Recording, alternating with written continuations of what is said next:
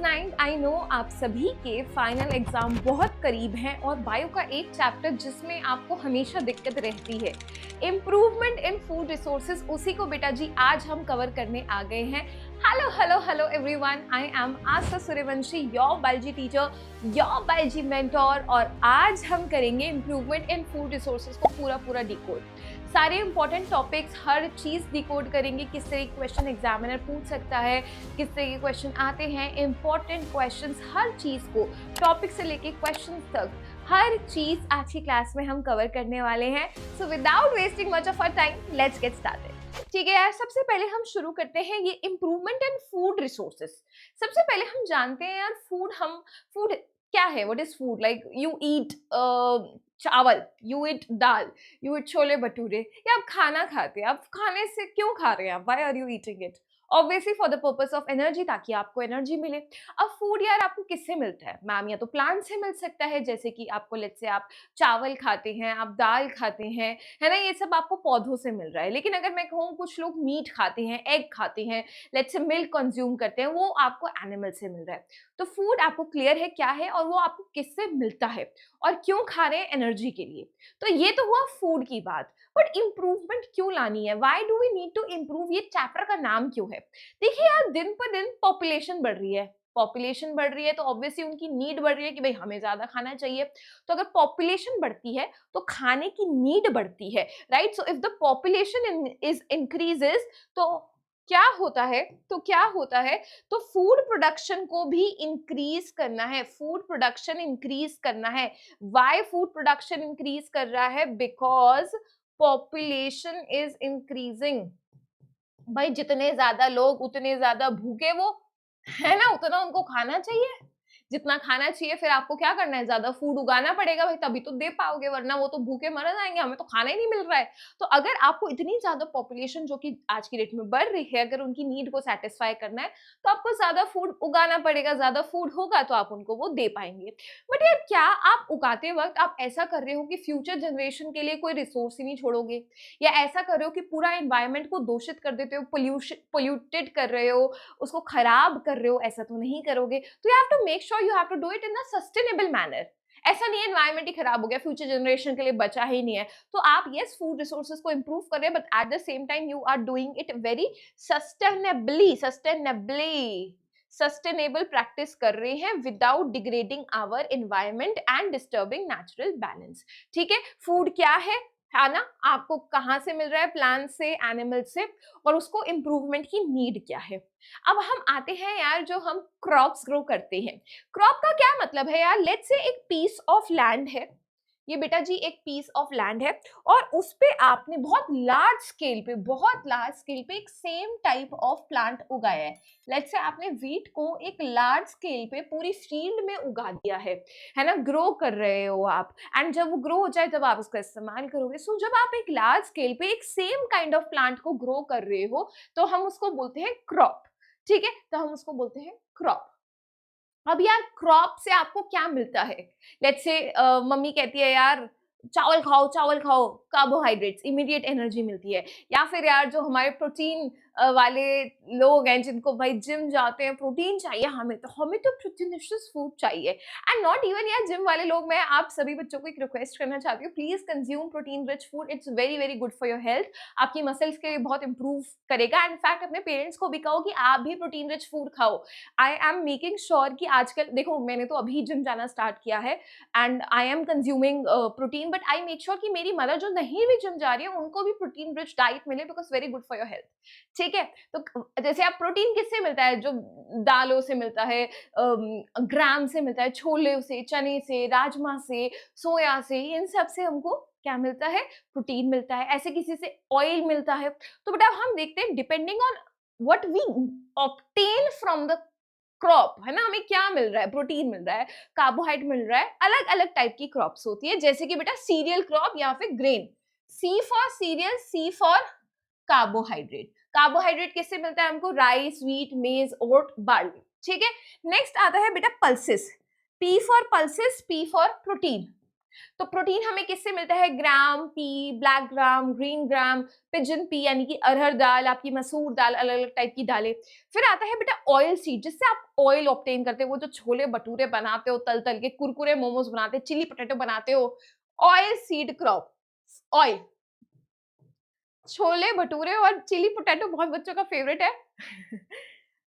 Fodder crop, fodder crop कौन सी crop होती है? जो बेटा आप चारा देते हो, है ना, चारा देते हो, गाय भैंसों को खाना खिलाते हो, चारा देते हो, तो फॉडर क्रॉप यानी चारे के लिए, है ना। Raised as food for the livestock, जैसे ये berseem oats and Sudan grass. बेटा एग्जाम्पल पे क्वेश्चन आते हैं। अब यार फ्रूट्स एंड वाइटामिन, वेजिटेबल्स खाते हो आप, फ्रूट्स एंड वेजिटेबल्स से आपको अलग अलग वाइटामिन मिलते हैं, अलग अलग मिनरल्स मिलते हैं, है ना। फ्रूट्स एंड वेजिटेबल जैसे कि बेटा विटामिन सी मिलता है आपको संतरों से, लेमन से, सिट्रस फ्रूट से, ठीक है। विटामिन एंड मिनरल जैसे कि mango, Apple, cucumber, onion etcetera, ठीक है। ये था कि क्या ऑब्टेन कर रहे हो। अब यार एक और टाइप्स ऑफ क्रॉप है on the basis off season, किस सीजन में ग्रो कर रहे हो। क्योंकि यार आप जानते हो आपकी क्रॉप को ना अलग अलग फोटो पीरियड की जरूरत है। What is photo period? बेटा फोटो का मतलब क्या होता है? What do you mean by photo? तू खींच मेरी फोटो, वो फोटो नहीं है, लाइट है, ठीक है। Photo, light, period, duration. बेटा ड्यूरेशन ऑफ लाइट यानी बेटा कितनी ड्यूरेशन मिल रही है सनलाइट की, वो अफेक्ट करेगा प्लांट की ग्रोथ को। जैसे किसी प्लांट को ज्यादा सनलाइट की ड्यूरेशन चाहिए, भाई हमें तो 10 घंटे की चाहिए। जैसे आपको पता है सर्दियों में सन ज्यादा टाइम के लिए रहता है, दिन लंबे होते हैं, सॉरी गर्मियों में दिन लंबे होते हैं, सर्दियों में दिन छोटे होते हैं।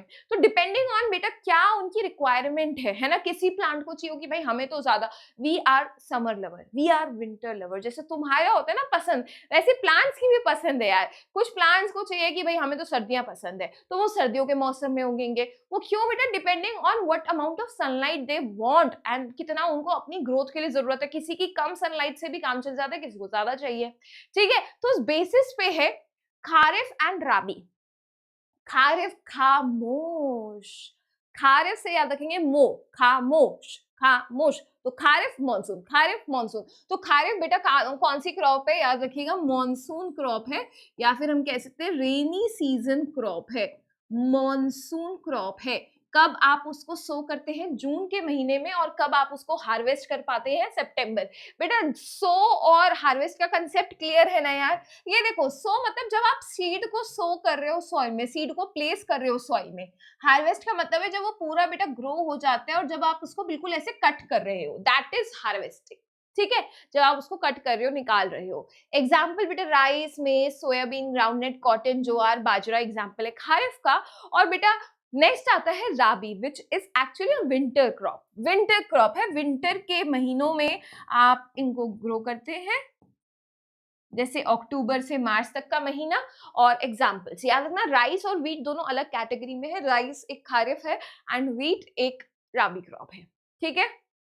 डन सीन है इतना। चलो आगे, चलो। अब यार जब हम क्रॉप की वैरायटी को इम्प्रूव करना चाहते हैं, हम चाहते हैं कि हमारे पास मस्त क्वालिटी की क्रॉप आए और बहुत ज्यादा क्रॉप्स आए ताकि ज्यादा लोगों का काम चल पाए, अच्छी वैरायटी का हो, बीमारी बीमारी ना हो, है ना। ऐसा नहीं है कि भैया इस पे तो कीड़े लगे हुए हैं। तो आप चाहते हो बढ़िया क्रॉप आए, कोई डैमेज डूमेज ना आए और लार्ज स्केल पे बने वो, है ना, यील्ड ज्यादा आए। तो उसके लिए आपने क्या करा? कुछ प्रैक्टिसेस फॉलो करी, फार्मर ने कुछ प्रैक्टिसेस फॉलो करी ताकि आपके पास लार्ज अमाउंट आए, यानी कि हाई यील्ड आए। आप चाहते हैं कोई बीमारी ना हो, आप चाहते हैं उन पे भाई कीड़े मकोड़े ना लगे, आप चाहते हैं भाई वो साल दर साल चले, ऐसा नहीं है थोड़े दिनों में ही खराब हो जाए।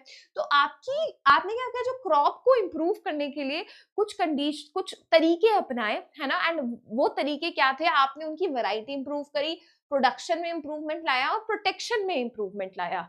अब इसका मतलब क्या है? ऐसे दिमाग के ऊपर से जा रहा होगा, है ना, जा रहा है ना दिमाग के ऊपर से, अभी नहीं जाएगा। क्यों? इसको पढ़ेंगे एक एक करके, ठीक है। Also I am having water, the reason is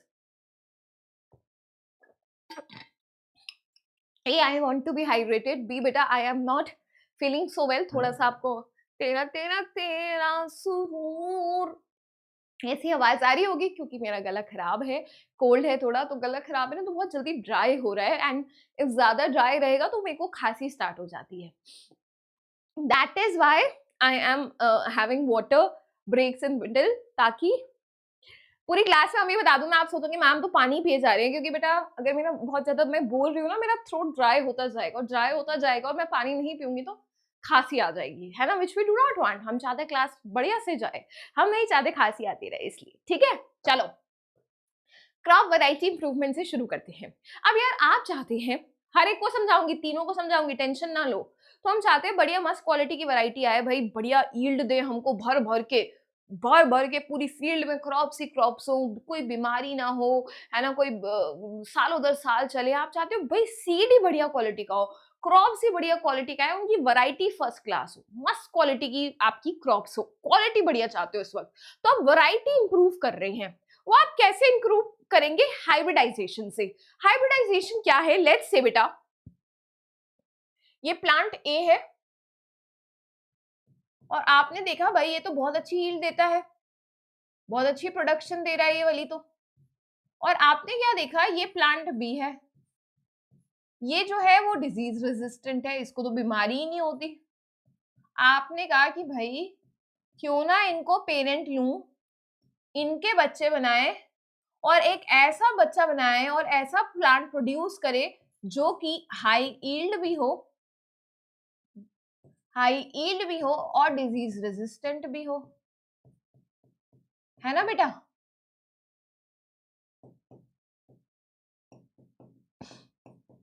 आप चाहते हैं ना आपके पास सारी खूबी हो, आप ऐसा फोन खरीदते हैं उस फोन में कैमरा भी अच्छा हो, उस फोन का हैंडलिंग भी अच्छी हो, है ना, उस फोन से आप गेम्स भी अच्छे से प्ले कर पाए, इंस्टाग्राम अच्छे से चला पाए, हैंग ना करे वो जल्दी से, सॉफ्टवेयर उसमें बड़ा अच्छा हो। तो आप क्या चाहते हो, हर क्वालिटी चाहते हो अपने फोन में। सेम बेटा एक फार्मर नहीं चाहेगा उसकी क्रॉप में सारी खूबियां हो, तो उसने क्या कहा, दो प्लांट्स लिए, एक में हाई यील्ड है, एक में डिजीज रेजिस्टेंट है, दोनों को एज अ पेरेंट यूज किया एंड बच्चे बना दिए।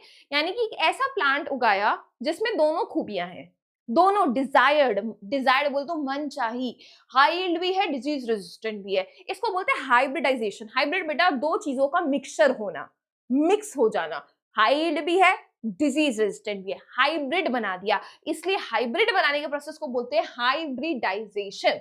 क्या क्रॉस करवाया है, दोनों अलग अलग प्लांट है, टू जेनेटिकली डिसिमिलर प्लांट, अलग प्लांट है, अलग अलग कैरेक्टरिस्टिक्स है, एक के पास हाई यील्ड था, एक के पास डिजीज रेजिस्टेंट था, दोनों मनचाही क्वालिटी को तुमने एक में मिला दिया।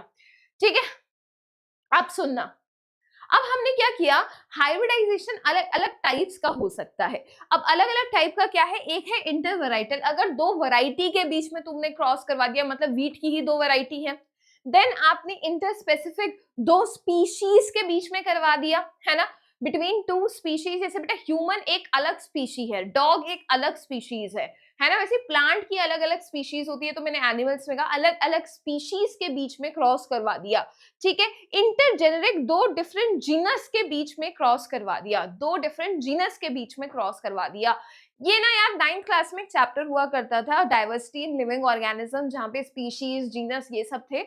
अभी हम उस डिटेल में नहीं जाएंगे, टाइम वेस्ट करेंगे, एग्जाम बहुत पास है, तो अगर हम उसको पढ़ेंगे तो अभी टाइम वेस्ट हो जाएगा। सिंपल याद रख लो, वैरायटी, इंटरवैराइटल वैरायटी के बीच में, इंटरस्पेसिफिक स्पेशीज के बीच में, इंटरजेनस इंटरजेनरिक जीनस के बीच में। सो डिपेंडिंग ऑन किसके बीच में आप दो कौन से ऑर्गेनिजम्स के बीच में आप क्रॉस करवा रहे हो, आपकी अलग अलग टाइप के हाइब्रिडाइजेशन हो सकता है।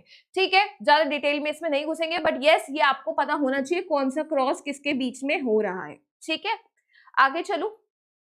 अब एक और तरीका है जिससे हम वैरायटी इंप्रूव कर सकते हैं, तो वो तरीका है जेनेटिक मॉडिफिकेशन। देखो जेनेटिक का मतलब होता है जीन्स, एंड मॉडिफिकेशन वर्ड है चेंज से रिलेटेड, यानी आपने कुछ जीन लेवल पे चेंज किया है। आपको पता है यार, आपका कोई भी कैरेक्टर है, लेट्स से आपका हेयर कलर ब्लैक है, इट्स बिकॉज मेरे पास ऐसा जीन है।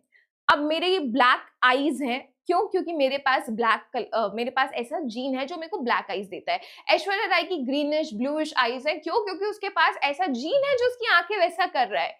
ठीक है, राहा वो आलिया भट्ट की बेटी, उसकी आंखें देखो कितनी सुंदर है, ग्रीनिश ब्लूइश से, वो क्यों है? क्योंकि उसके पास ऐसा जीन है। तो कोई भी कैरेक्टर बेटा जीन से कंट्रोल करता है, यानी अपना डीएनए हो गया, basically gene is nothing but a segment of DNA. ठीक है, तो अब आपने क्या देखा, आपने देखा भाई एक प्लांट है, ये प्लांट है, लेट्स से कॉटन का प्लांट है, और इस प्लांट को ना आके इंसेक्ट खराब कर जाता है। इंसेक्ट आता है और इस क्रॉप को खराब कर जाता है, डैमेज कर जाता है ना। आपने ये देखा। एक और आपने क्या देखा है, यहाँ पे एक बैक्टीरिया है, एक बैक्टीरिया है बेटा, और ये जो बैक्टीरिया है बेटा, इसके पास ये क्या है, ये इंसेक्ट को ही खराब कर देता है। इंसेक्ट इसको खराब नहीं कर पाता, ये इंसेक्ट को खराब कर देता है। इंसेक्ट का तिया पांचा कर देता है, खराब कर देता है इंसेक्ट को, खत्म, भनास। ठीक है भाई, ऐसा बैक्टीरिया के पास क्या है जो कॉटन के पास नहीं है बेटा, ये इसका एक कैरेक्टर है, ये कुछ ना कुछ ऐसे प्रोटीन्स बना रहा है जो इंसेक्ट को खराब कर रहे हैं, मार डाल रहे हैं। कुछ ना कुछ बैक्टीरिया के पास ऐसा कुछ बन रहा है जो इंसेक्ट से बचा पा रहा है इसको, है ना, कुछ ना कुछ है। अब बेटा कोई भी कैरेक्टर कौन बनाता है, जीन, जीन की वजह से बनता है, डीएनए की वजह से बनता है। यानी बेटा इसका जीन कुछ, इसके अंदर कुछ बहुत फर्स्ट क्लास है जो ऐसे कुछ प्रोटीन बना रहा है जो कि इंसेक्ट को खराब कर रहे हैं।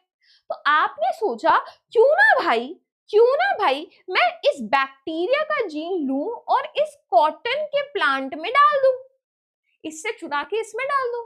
तो भाई अब मेरा कॉटन का प्लांट भी इस इंसेक्ट का खात्मा करने लगेगा।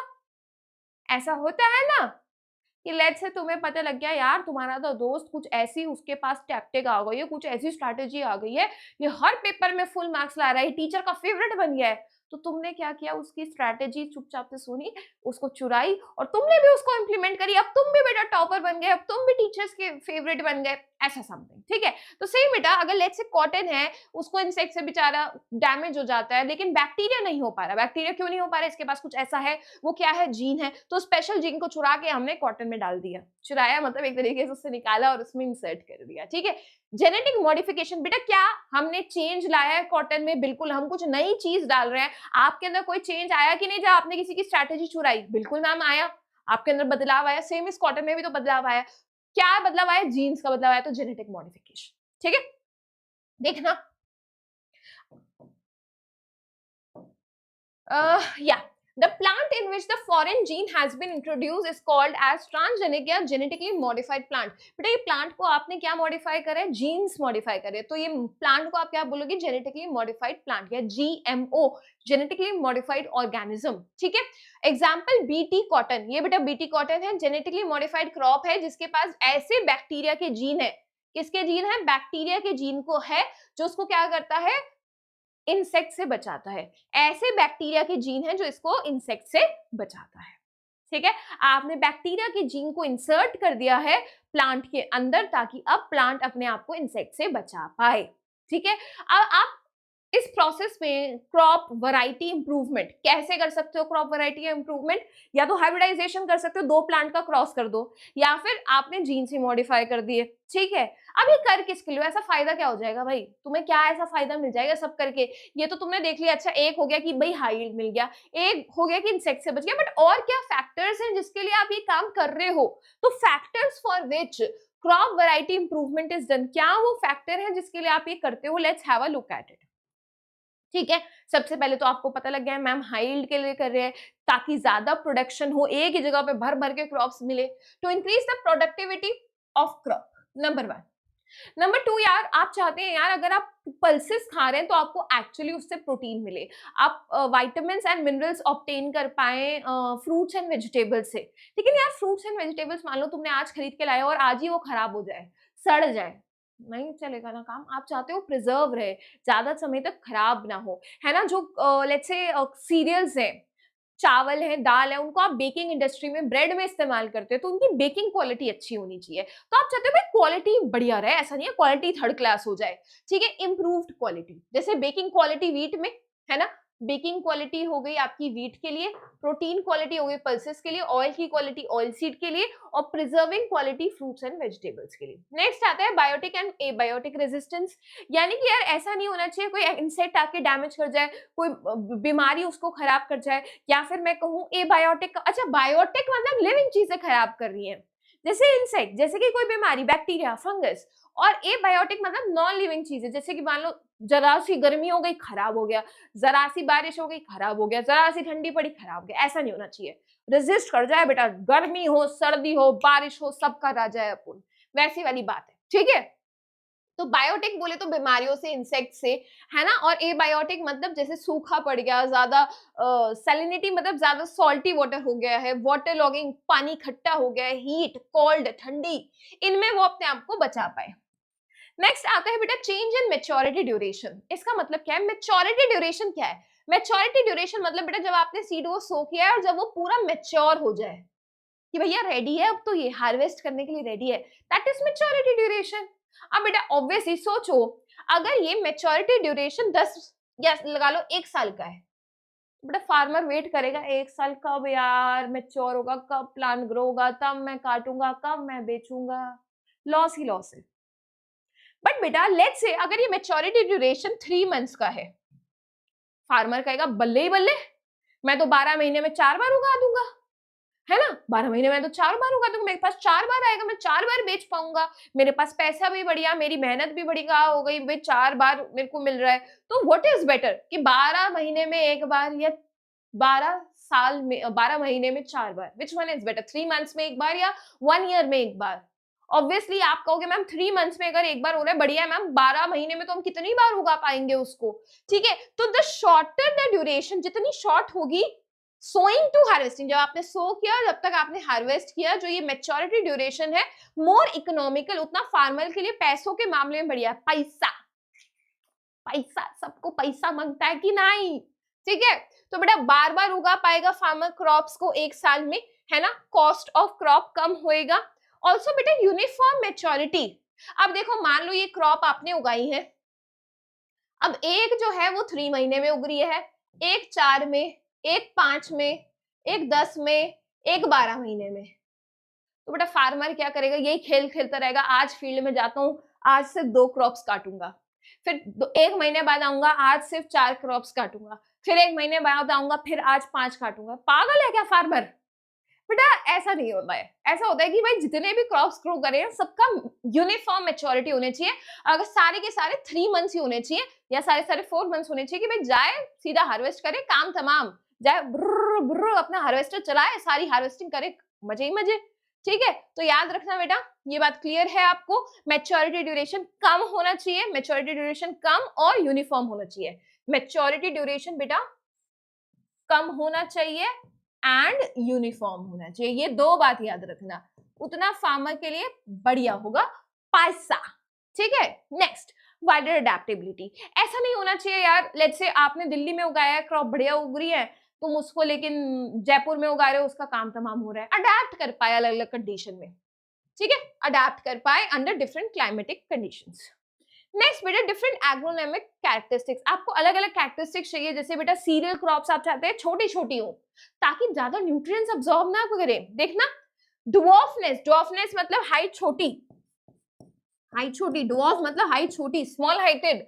सीरियल्स में चाहते हैं ताकि वो न्यूट्रिएंट्स कम ले। जो फॉडर क्रॉप्स हैं आप चाहते हैं लंबी लंबी और मस्त ब्रांचेस हो, देखो tall and profuse branches are desired character for fodder crop.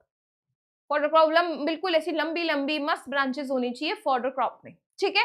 तो ये कुछ फैक्टर है जिसके लिए आप क्रॉप वैरायटी इंप्रूवमेंट करते हैं। क्रॉप वैरायटी इंप्रूवमेंट नंबर 1 है जिसमें आप वैरायटी इंप्रूव करो, कैसे? या तो हाइब्रिडाइजेशन करके या फिर क्या करके, जेनेटिक मॉडिफिकेशन करके। नेक्स्ट चीज किसके लिए करते हो? इन सब फीचर्स के लिए कर रहे हैं। इतनी बात डन है, चलें आगे। ऑलराइट यार, अब हम चलते हैं क्रॉप प्रोडक्शन मैनेजमेंट पे, ठीक है। अच्छा एक क्वेश्चन आ गया है, find out the correct sentence, हमें सही स्टेटमेंट बतानी है। हाइब्रिडाइजेशन का मतलब है दो जेनेटिकली डिसिमिलर प्लांट्स में क्रॉस करना, obviously yes. Cross between to variety is interspecific, दो स्पीशीज के बीच में इंटरस्पेसिफिक बोलते हैं, दो वैरायटी के बीच में इंटरवैराइटल, गलत। Introducing gene for desired character into a plant give genetically modified crop, बिल्कुल सही बात है, यही पढ़ा था। Cross between two plants of two species, अगर दो स्पीशीज के बीच में क्लास क्रॉस है तो हम उसको इंटरस्पेसिफिक बोलते हैं, गलत बात है, वैरायटल लिखा है। तो फर्स्ट और थर्ड ही सही है, which is option number A, option number A, ठीक है। क्लियर है यार किस तरीके का क्वेश्चन था, क्या आंसर है? चलो क्रॉप प्रोडक्शन मैनेजमेंट, यानी बेटा जब आपकी क्रॉप प्रोड्यूस हो रही है, जब वो ग्रो कर रही है, आप मेक श्योर करिए भाई उसको न्यूट्रिएंट्स मिलना चाहिए कि बढ़िया ग्रोथ आए। आप मेक श्योर करते हैं उसको अच्छे से पानी मिलना चाहिए।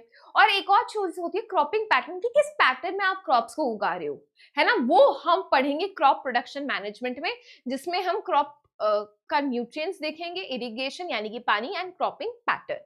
तो एक एक करके देखते हैं। सबसे पहले न्यूट्रिएंट मैनेजमेंट, या जब आप प्लांट्स को न्यूट्रिएंट्स दे रहे हैं, देखिए प्लांट्स को न्यूट्रिएंट्स चाहिए, उसको नाइट्रोजन चाहिए, सल्फर चाहिए, फास्फोरस चाहिए, पोटेशियम चाहिए अपनी ग्रोथ के लिए। अगर न्यूट्रिएंट्स नहीं होंगे तो बेटा ग्रो कैसे करेगा, तुम्हें भी चाहिए ना न्यूट्रिएंट्स, तुम भी खाना खाते हो भैया, तुम्हें भी चाहिए न्यूट्रिएंट्स अपनी ग्रोथ के लिए। सेम बेटा प्लांट्स को भी न्यूट्रिएंट्स चाहिए। अब प्लांट्स को जब आप न्यूट्रिएंट्स प्रोवाइड कर रहे हो, किस टाइम पे कर रहे हो, कितना अमाउंट कर रहे हो, कौन सा न्यूट्रिएंट कर रहे हो, बहुत जरूरी है। और वही न्यूट्रिएंट मैनेजमेंट है कि आप सेलेक्ट करोगे कौन सा करना है, टाइमिंग क्या है, कितना अमाउंट है जो आप क्रॉप्स को दे रहे हो, है ना। अब जो न्यूट्रिएंट होते हैं बेटा बहुत जरूरी होते हैं, बिकॉज अगर ये न्यूट्रिएंट नहीं है, अगर ये न्यूट्रिएंट की कमी है तो बेटा कुछ दिक्कत आ जाएगी। क्या दिक्कत आ जाएगी बेटा, ग्रोथ अच्छे से नहीं होगी, रिप्रोड्यूस अच्छे से नहीं कर पाएगा। अगर बेटा आप अच्छे से टाइमली, आपको न्यूट्रिएंट्स नहीं होते आपकी बॉडी में, तो आपको बीमारियां लग जाती है कि नहीं। तो यही बात है, they are susceptible to diseases. ठीक है, done.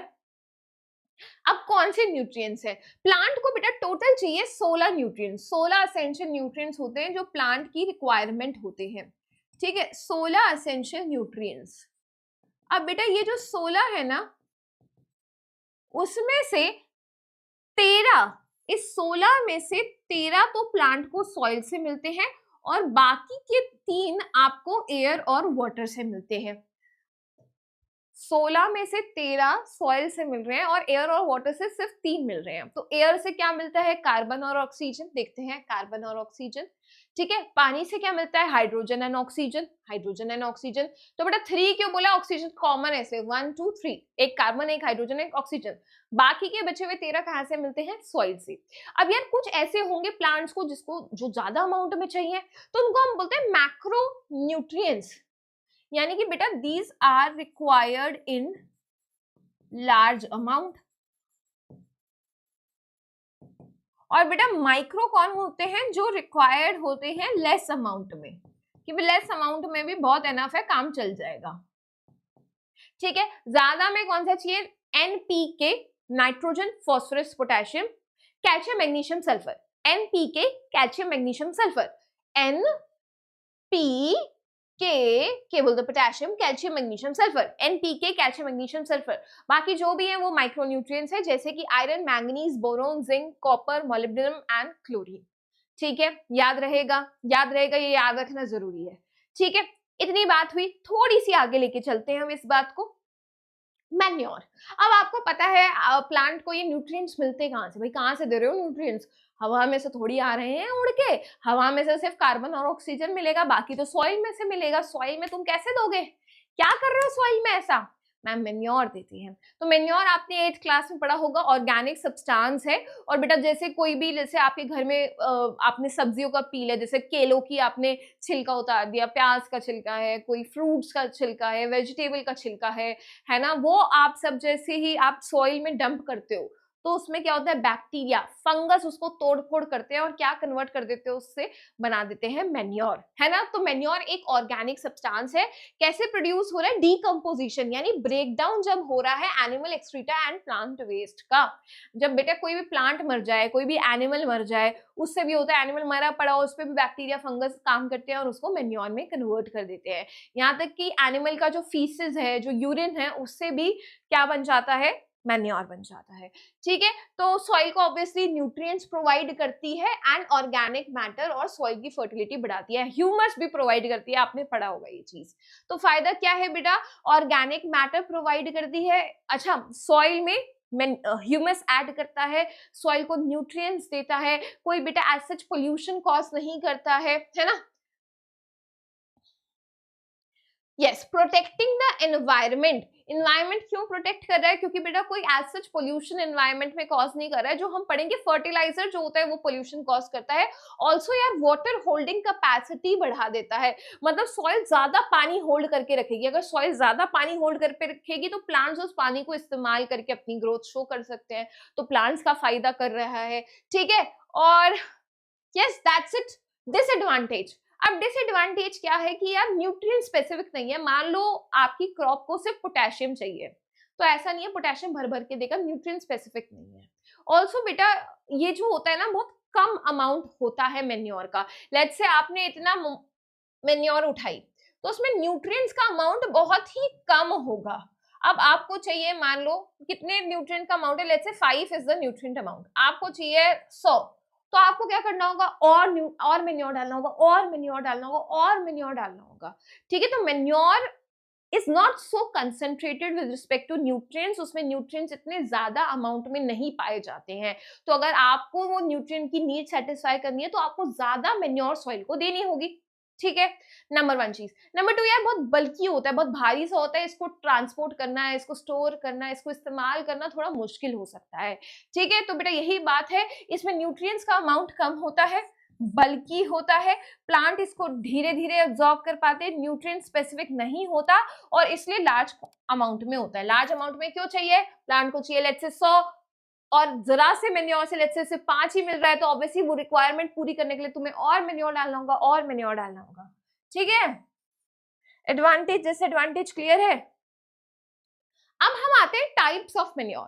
Types of manure 2 type के हैं, एक कंपोस्ट और एक आपका प्लांट मेन्योर। कंपोस्ट में तुमने क्या किया, एक गड्ढा खोदा, उस गड्ढे में तुमने वेस्ट डाल दिया, चाहे वो एनिमल का वेस्ट हो या फिर प्लांट का वेस्ट हो। जैसे आपको दिख रहा है यहाँ पे प्लांट का वेस्ट, एनिमल का वेस्ट डाल दिया है और आपने इसको कुछ टाइम के लिए छोड़ दिया, 3-6 महीने के लिए छोड़ दिया। कुछ टाइम बाद आप आएंगे तो यहाँ पे क्या बन जाएगा, मेन्योर बन जाएगा। और जो इस तरीके से मेन्योर बनता है उसको हम बोलते हैं कंपोस्ट और इस प्रोसेस को बोलते हैं कंपोस्टिंग, है ना। तो जिसमें आपने प्लांट को सबको डंप कर दिया है एक गड्ढे में, एक पिट में, है ना, और इस प्रोसेस को हम बोलते हैं कंपोस्टिंग और जो बना है उसको हम बोलते हैं कंपोस्ट। अगर बेटा इसमें तुम अर्थवॉर्म का इस्तेमाल कर लो, है ना, इसमें तुम अर्थवॉर्म का इस्तेमाल कर लो, अगर अर्थवॉर्म का भी इस्तेमाल कर रहे हो तो हम उसको वर्मी कंपोस्टिंग बोलते हैं। तो हम इसको वर्मी कंपोस्टिंग बोलते हैं जब आप अर्थवॉर्म का इस्तेमाल कर रहे हो। अर्थवॉर्म का इस्तेमाल करने का फायदा क्या है, प्रोसेस थोड़ा फास्ट हो जाएगा, इट हेस्टन्स द प्रोसेस। हेस्टन मतलब बेटा एक तरीके से फास्ट हो रहा है, एक तरीके से हम कह सकते हैं। ठीक है, क्विक हो रहा है थोड़ा प्रोसेस जब हम अर्थवॉर्म का इस्तेमाल कर रहे हैं। ठीक है, क्लियर है, डन है। नेक्स्ट आता है ग्रीन मेन्योर या फिर प्लांट मेन्योर। अब यार तुमने क्या किया, आप चाहते हो लेट्स से वीट उगाना, आपका पर्पस है वीट उगाना, लेकिन आपने सोचा वीट उगाने से पहले मैं क्या करता हूं, एक ऐसा प्लांट उगाता हूं जो कि लेग्यूमिनस प्लांट है। लेग्यूमिनस प्लांट का मतलब क्या होता है, आपने दो आई गेस 8th क्लास में पढ़ा होगा क्रॉप वाले चैप्टर में, है ना। तो लेग्यूमिनस प्लांट क्या होता है बेटा, एक ऐसा प्लांट होता है बेटा जिसके रूट में ना कुछ बैक्टीरिया होते हैं और उन बैक्टीरिया को बोलते हैं राइजोबियम बैक्टीरिया। वो बैक्टीरिया क्या करता है बेटा, नाइट्रोजन फिक्स करता है, नाइट्रोजन को फिक्स कर देता है सॉइल में, नाइट्रोजन के अमाउंट को बढ़ा देता है सॉइल में, नाइट्रोजन के अमाउंट को सॉइल में बढ़ा देता है। तो लेग्यूमिनस प्लांट जब भी तुम उगाओगे ना तो जरूर नाइट्रोजन का अमाउंट सॉइल में बढ़ जाएगा। तो तुमने क्या किया, पहले तुमने लेग्यूमिनस प्लांट उगा दिए, है ना, जिससे सॉइल में नाइट्रोजन का अमाउंट बढ़ गया, सॉइल में मस्त नाइट्रोजन हो गया, नाइट्रोजन नाइट्रोजन नाइट्रोजन। अब तुमने क्या कहा, अब तुमने क्या किया, प्लो कर दिया उसको, दिख रहा है प्लो करते हुए, तुमने उसको मिट्टी में कर दिया, ऐसे पूरा प्लो कर दिया। अब प्लो क्या क्या हुआ, तो ये प्लांट तो टूट फूट गए यानी मर गए यानी इन पे बैक्टीरिया और फंगस ऐड करेगा, क्या करेगा, डिकम्पोजिशन करेगा, इसको तोड़े फोड़ेगा और क्या बना देगा, मेन्योर बना देगा। और बेटा एक और फायदा हो चुका है, क्योंकि तुमने पहले लेग्यूमिनस प्लांट उगाया है तो नाइट्रोजन से भरपूर है सॉइल। तो 2 फायदे हैं। पहला फायदा क्या है, क्या किया आपने, आपको मेन लेट से वीट उगाना है, जो भी आपको क्रॉप उगानी है उसके पहले आपने कोई और प्लांट उगा दिया जो कि सॉइल में नाइट्रोजन का अमाउंट बढ़ा पाए। सॉइल में नाइट्रोजन का अमाउंट बढ़ गया है, अब तुमने क्या किया, इस प्लांट को प्लो कर दिया, वहीं पे मल्च पूछ कर दिया, पड़ा हुआ है प्लांट, मर गया है। अब क्या होगा, इसको बैक्टीरिया फंगस इस प्लांट को तोड़ेंगे, इस प्लांट को तोड़ेंगे तो क्या बनेगा, मेन्योर बनेगा, तो मेन्योर भी बन गया और नाइट्रोजन का अमाउंट भी बढ़ गया। ठीक है, prior to the sowing of the crop, पहले अपनी क्रॉप को सो करने से पहले आपने क्या किया, कुछ ऐसे प्लांट उगाए जो कि नाइट्रोजन बढ़ाएंगे और उनको मल्च कर दिया, flowing them into the soil, यानी वहीं पे उगड़ खाबड़ उखाड़ दिया, मार दिया वहीं पे प्लांट्स को। ठीक है, तो प्लांट से क्या होगा बेटा, प्लांट्स तो क्या बना देंगे, ग्रीन मेन्योर बना देंगे, क्योंकि इसको बैक्टीरिया फंगस इस पे एक्ट करेगा, तोड़ेगा फोड़ेगा और मेन्योर बना देगा। ऑल्सो बेटा सॉइल में क्या मिल जाएगा, नाइट्रोजन मिल जाएगा। ठीक है, क्लियर कॉन्सेप्ट है। Types of manure. Fertiliser, fertiliser यार फैक्ट्रीज में प्रोड्यूस होते हैं, तो ऑब्वियसली मेन्योर तो बेटा आप फील्ड्स में प्रोड्यूस कर देते हो, तो obviously manure is comparatively cheap. Factory से बना रहे हो तो obviously fertiliser will be expensive. And one more thing about fertiliser is it's nutrient specific. Nutrient specific क्या होता है बेटा, नाइट्रोजन भर भर के दे रहा है, जैसे कि नाइट्रोजन चाहिए तो नाइट्रोजन दे देगा, फास्फोरस चाहिए तो फास्फोरस दे देगा, पोटेशियम चाहिए तो पोटेशियम दे देगा। ठीक है, कमर्शियली प्रोड्यूस कर रहे हैं फैक्ट्रीज में, नाइट्रोजन फास्फोरस पोटेशियम आपको देता है, न्यूट्रिएंट स्पेसिफिक है, इतना भारी नहीं है, इट्स नॉट, बल्कि प्लांट इसको बहुत जल्दी अब्सॉर्ब भी कर लेता है। न्यूट्रिएंट स्पेसिफिक है, कम अमाउंट में चाहिए, क्योंकि जरा से फर्टिलाइजर में भी ना बहुत ज्यादा अमाउंट होता है न्यूट्रिएंट्स में। ठीक है, याद रखना यार, एक छोटी ट्रिक बता देते, जो मैन्योर का एडवांटेज है ना वो फर्टिलाइजर का डिसएडवांटेज होगा, और जो मैन्योर का डिसएडवांटेज है वो जनरली फर्टिलाइजर का एडवांटेज ही होगा। याद रखना इस बात को। तो वो बेटा मैन्योर न्यूट्रिएंट स्पेसिफिक नहीं था, ये न्यूट्रिएंट स्पेसिफिक है। मैन्योर बहुत कम अमाउंट न्यूट्रिएंट देता है, ये भर के न्यूट्रिएंट्स का अमाउंट देता है ना। वाटर सॉल्युबल प्लांट इसको बहुत जल्दी अब्सॉर्ब कर लेते हैं, मैन्योर धीरे अब्सॉर्ब होता था। और मैंने ये भी बताया बेटा बल्कि नहीं है, इसको ट्रांसपोर्ट करना, इस्तेमाल करना, स्टोर करना बहुत इजी है। ठीक है, तो आप फर्टिलाइजर दे रहे हैं ताकि बढ़िया ग्रोथ हो, लेकिन इसका नुकसान है ये बात कि बेटा ये पानी में जाएगा तो पानी का पोल्यूशन कर देगा, सॉइल में ज्यादा अमाउंट है तो सॉइल में पोल्यूट कर देगा, जो अच्छे माइक्रो ऑर्गेनिज्म है जो अच्छा कर रहे हैं सॉइल के लिए उनको मार देगा, पानी में जाके वाटर को पोल्यूट कर देगा, तो बेटा ज्यादा अमाउंट में it can be harmful, so it's not good, है ना। क्यों बेटा, बिकॉज डिस्ट्रॉय कर सकता है सॉइल की फर्टिलिटी को, है ना। ये क्या करेगा बेटा, माइक्रो ऑर्गेनिजम्स को हार्म कर देगा जो वहां पे रह रहे हैं। ऑल्सो पानी में अगर आ जाएगा तो वाटर पोल्यूशन कर देगा। अच्छा यहाँ लिखा है washed away due to excessive irrigation, इसका मतलब क्या हुआ, मान लो बेटा ये तुमने प्लांट्स उगाया है, ठीक है, और यहाँ पे बेटा वाटर बॉडी है, यहाँ पे पानी है, ठीक है, अब तुम इसको क्या दे रहे हो, पानी दिए जा रहे हो, पानी दिए जा रहे हो, वाटर बॉडी है बेटा, मान लो कोई पॉन्ड है, कोई लेक है ना, आप इसको इतना ज्यादा पानी दे दिया, वो सारा पानी तो फर्टिलाइजर के साथ बह के कहाँ आ जाएगा, वाटर बॉडी में आ जाएगा। आपने सॉइल में क्या दिया हुआ है, फर्टिलाइजर, और पानी भरे जा रहे हो, भरे जा रहे हो, पानी लेगा अपने साथ फर्टिलाइजर को और उसको लेके कहाँ डूब जाएगा, वाटर बॉडी में। वाटर बॉडी में क्या आ गया, फर्टिलाइजर, फर्टिलाइजर क्या करेगा, वाटर को पोल्यूट कर देगा। ठीक है, तो सॉइल में, तो सॉइल का पोल्यूशन, वाटर में है तो वाटर का पोल्यूशन। इतना कॉन्सेप्ट क्लियर है सभी बच्चों को फर्टिलाइजर का भी। अब बेटा एक क्वेश्चन यहाँ पे दिया हुआ है, not available in fertiliser, fertiliser में क्या नहीं है, नाइट्रोजन फास्फोरस पोटेशियम तो तुम्हें पढ़ाया था, आयरन नहीं पढ़ाया, iron is the answer. Simple, easy PG. ठीक है, चलो क्रॉप प्रोडक्शन मैनेजमेंट, ये दोबारा कहां से आ गया भाई, रिपीट कहां से हो गया ये, हाँ ये आना चाहिए। अच्छा ये इसी का बात है, क्रॉपिंग पैटर्न, मेरे को लगा पहले वाला पेज दे दिया है। अच्छा बेटा इसलिए आपने क्या किया, आपने ना एक और बात लिख लीजिए, ऑर्गेनिक फार्मिंग की। आई गेस ऑर्गेनिक फार्मिंग हमारा आगे नहीं है, नहीं है तो मैं हल्का सा आइडिया इसको यहीं पे दे देती हूँ, अदरवाइज आगे है, आगे है बेटा, आगे है, फिर वहीं बताती हूँ। तो बेटा ये पूरा था न्यूट्रिएंट मैनेजमेंट, आपने कौन सा न्यूट्रिएंट देना है, वो कहाँ से मिलेगा, मैन्योर क्या है, फर्टिलाइजर क्या है, अब आपने न्यूट्रिएंट मैनेजमेंट तो देख लिया है। नेक्स्ट आता है क्रॉपिंग पैटर्न, कि किस पैटर्न में आप क्रॉप्स को उगा रहे हैं, that is cropping pattern. 3 pattern पढ़ने हैं, mix cropping, intercropping, crop rotation. चलो देखते हैं तीनों को। मिक्स क्रॉपिंग क्या है, मिक्स क्रॉपिंग मतलब यार तुमने 2 सीड लिए, लेट्स से एक लिया वीट का, एक लिया ग्राम का, तुमने क्या किया, दोनों के सीड को मस्त मिक्स किया, और तुमने मिक्स करके इन दोनों सीड को मिक्स किया और तुमने सॉइल में सो कर दिया, सॉइल में सो कर दिया। ठीक है, तो आपको क्या हुआ, एक ही लैंड पे, एक ही लैंड पे 2 टाइप के प्लांट्स मिले, वीट ग्राम, कहीं पे ग्राम फिर वीट फिर ग्राम फिर वीट, इस तरीके से कुछ भी ऑर्डर हो सकता है, क्योंकि तुमने इसको मिक्स किया है, तुमने इसको मिक्स करके डाला है। तो मिक्स करा तुमने 2 टाइप के सीड को, उसको सो कर लिया रैंडमली। ठीक है, दिस इज मिक्स क्रॉपिंग, नाम से समझ आ रहा है, डन। किसके लिए करते हैं, एग्जाम्पल क्या है, जैसे मैंने आपको एक एग्जाम्पल दिया वीट और ग्राम, एक एग्जाम्पल हो सकता है वीट और मस्टर्ड, एक एग्जाम्पल हो सकता है ग्राउंडनट एंड सनफ्लावर। कर दिया आपने मिक्स करके, सो फायदा क्या है, जब आप चूज कर रहे हो आप मेक श्योर करो यार दोनों ना एक दूसरे के दुश्मन ना हो, एक दूसरे का सर ना फाड़ दे बेटा। जस्ट जब भी कोई दो ग्रुप बनाते हैं क्लास में, टीचर मेक श्योर करती है भाई ऐसा ना हो एक दूसरे के दुश्मन है, ऐसा ना करे एक दूसरे का सर फाड़ दे, बाल नोच दे, है ना, सर में से खून निकल दे, ऐसा नहीं होना चाहिए भाई।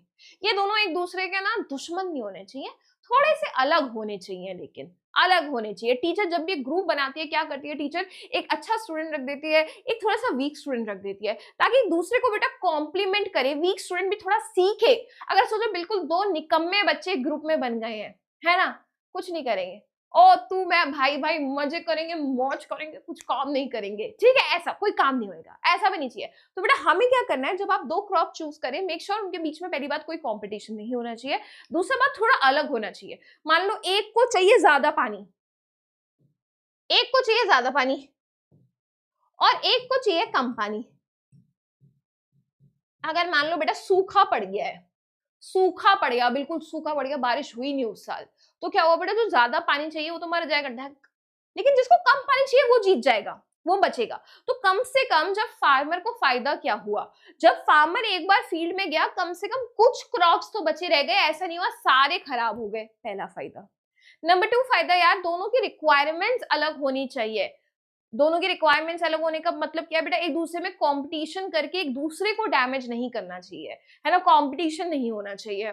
और दूसरा फायदा क्या है यार, लेट्स से कोई पेस्ट आ रहा है, लेट्स से कोई वीड आ रहा है, वीड मतलब अनवांटेड प्लांट, पेस्ट बोले तो कोई इंसेक्ट आ रहा है डैमेज करने के लिए। अब याद रखना पेस्ट और वीड ना बहुत स्पेसिफिक होते हैं क्रॉप के लिए। लेट्स से बेटा ये ना पेस्ट और वीड एक्स नाम का है, एक्स नाम का पेस्ट, एक वाई नाम का वीड।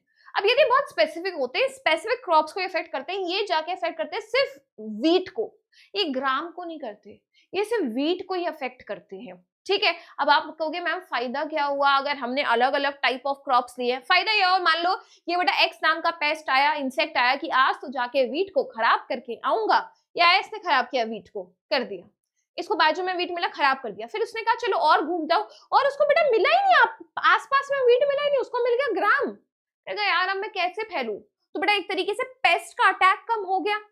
सेम बेटा वीड आया, तो वीट भी बेटा एसोसिएट करता है एक ही टाइप ऑफ क्रॉप से, लेट्स से वीट से एसोसिएट करता है, तो बेटा वीट को तो खराब कर दिया, लेकिन फिर आ गया ग्राम, अब मैं क्या करूं आगे कैसे फैलूं, तो बेटा उसको जगह ही नहीं मिल रही है, उसको आगे वैरायटी अलग हो गई है, वो उसके साथ उसको अफेक्ट ही नहीं कर पा रहे। तो पेस्ट और वीट्स जनरली याद रखना बहुत स्पेसिफिक होते हैं क्रॉप्स के लिए, कि भाई उनकी फेवरेट क्रॉप होती है कि तुझे ही खराब करूंगा, मैं खराब करूंगा तो तुझे ही करूंगा। तो पेस्ट एंड वीड ये जो होते हैं बहुत स्पेसिफिक क्रॉप्स को ही अफेक्ट करते हैं। तो इस केस में आपका पेस्ट का भी एक तरीके से अटैक बच गया और वीड का भी अटैक बच गया, नंबर 2 फायदा, ठीक है। तो हटाते हैं, तो भाई यही बात लिखी है, reduces the risk and gives some insurance against failure of one of the crop.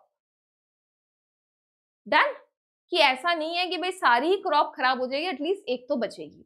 अब इंटरक्रॉपिंग क्या है, इसी मिक्स क्रॉपिंग का एक एडवांस वर्जन है, इसी मिक्स क्रॉपिंग का एक एडवांस वर्जन है। तुमने क्या किया बेटा, ये सीड सॉइल है ना, इसमें तुमने क्या किया, एक तुमने लेट्स से ग्रो किया soybean, soybean soybean soybean soybean soybean soybean soybean soybean, फिर नेक्स्ट तुमने उगाया मेज, मेज मेज मेज मेज मेज मेज मेज मेज, फिर तुमने लेट्स से फिर से सोयाबीन उगाया।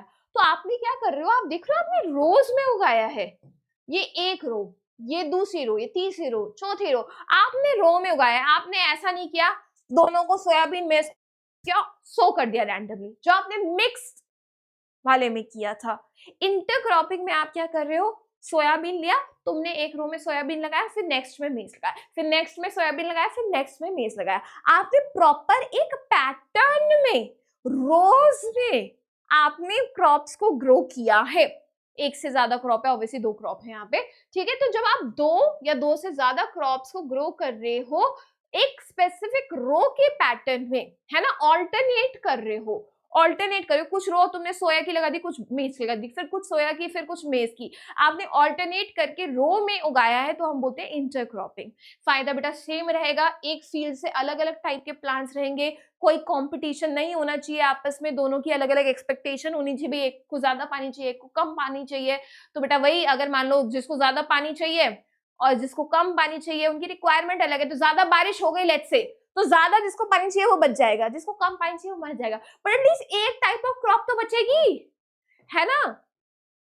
एक और फायदा क्या हुआ, अगेन बेटा पेस्ट आएगा, कोई इंसेक्ट आएगा कि चलो सोयाबीन को खराब करता हूँ, सोयाबीन बेटा इसने खराब कर भी दिया, बट फिर उसको मिला मेज, कहेगा यार मैं मेज पे कैसे खराब करूंगा, ये नहीं कर पाऊंगा, तो बेटा अगेन पेस्ट का अटैक बच गया। बेटा फील्ड इतनी बड़ी है, तो मैंने छोटा सा दिखाया ना, फील्ड तो बहुत बड़ी होगी ना, ऐसी बहुत सारी रोज लगी होगी, ऐसा थोड़ी सिर्फ 2 ही 3 रो होगी, बहुत बड़ी फील्ड होगी, मान लो 2 रोज खराब भी होगी, बट बाकी सारी की सारी बच जाएंगी। तो फायदा आप देख रहे हो क्या हुआ, पेस्ट का अटैक बचा, वीड का अटैक बचा, क्रॉप फेलियर नहीं हो पाया। तो यही बात लिखी है कि किस किस को हम कर सकते हैं। ऑल्सो बेटा prevent pest and diseases from spreading to all the plants belonging to one crop in a field, both crops can give better returns, दोनों से बेटर फायदा हो सकता है। सेम बेटा इंटर एंड मिक्स सही है, मिक्स में जिसमें हम मिक्स करके सो करें, इंटरक्रॉपिंग में जिसमें हम रोज में कर रहे हैं। क्रॉप रोटेशन क्या है, अभी हम वो पढ़ भी चुके हैं। तो पहले तुमने क्या किया बेटा, पहले तुमने लेग्यूमिनस प्लांट उगाया।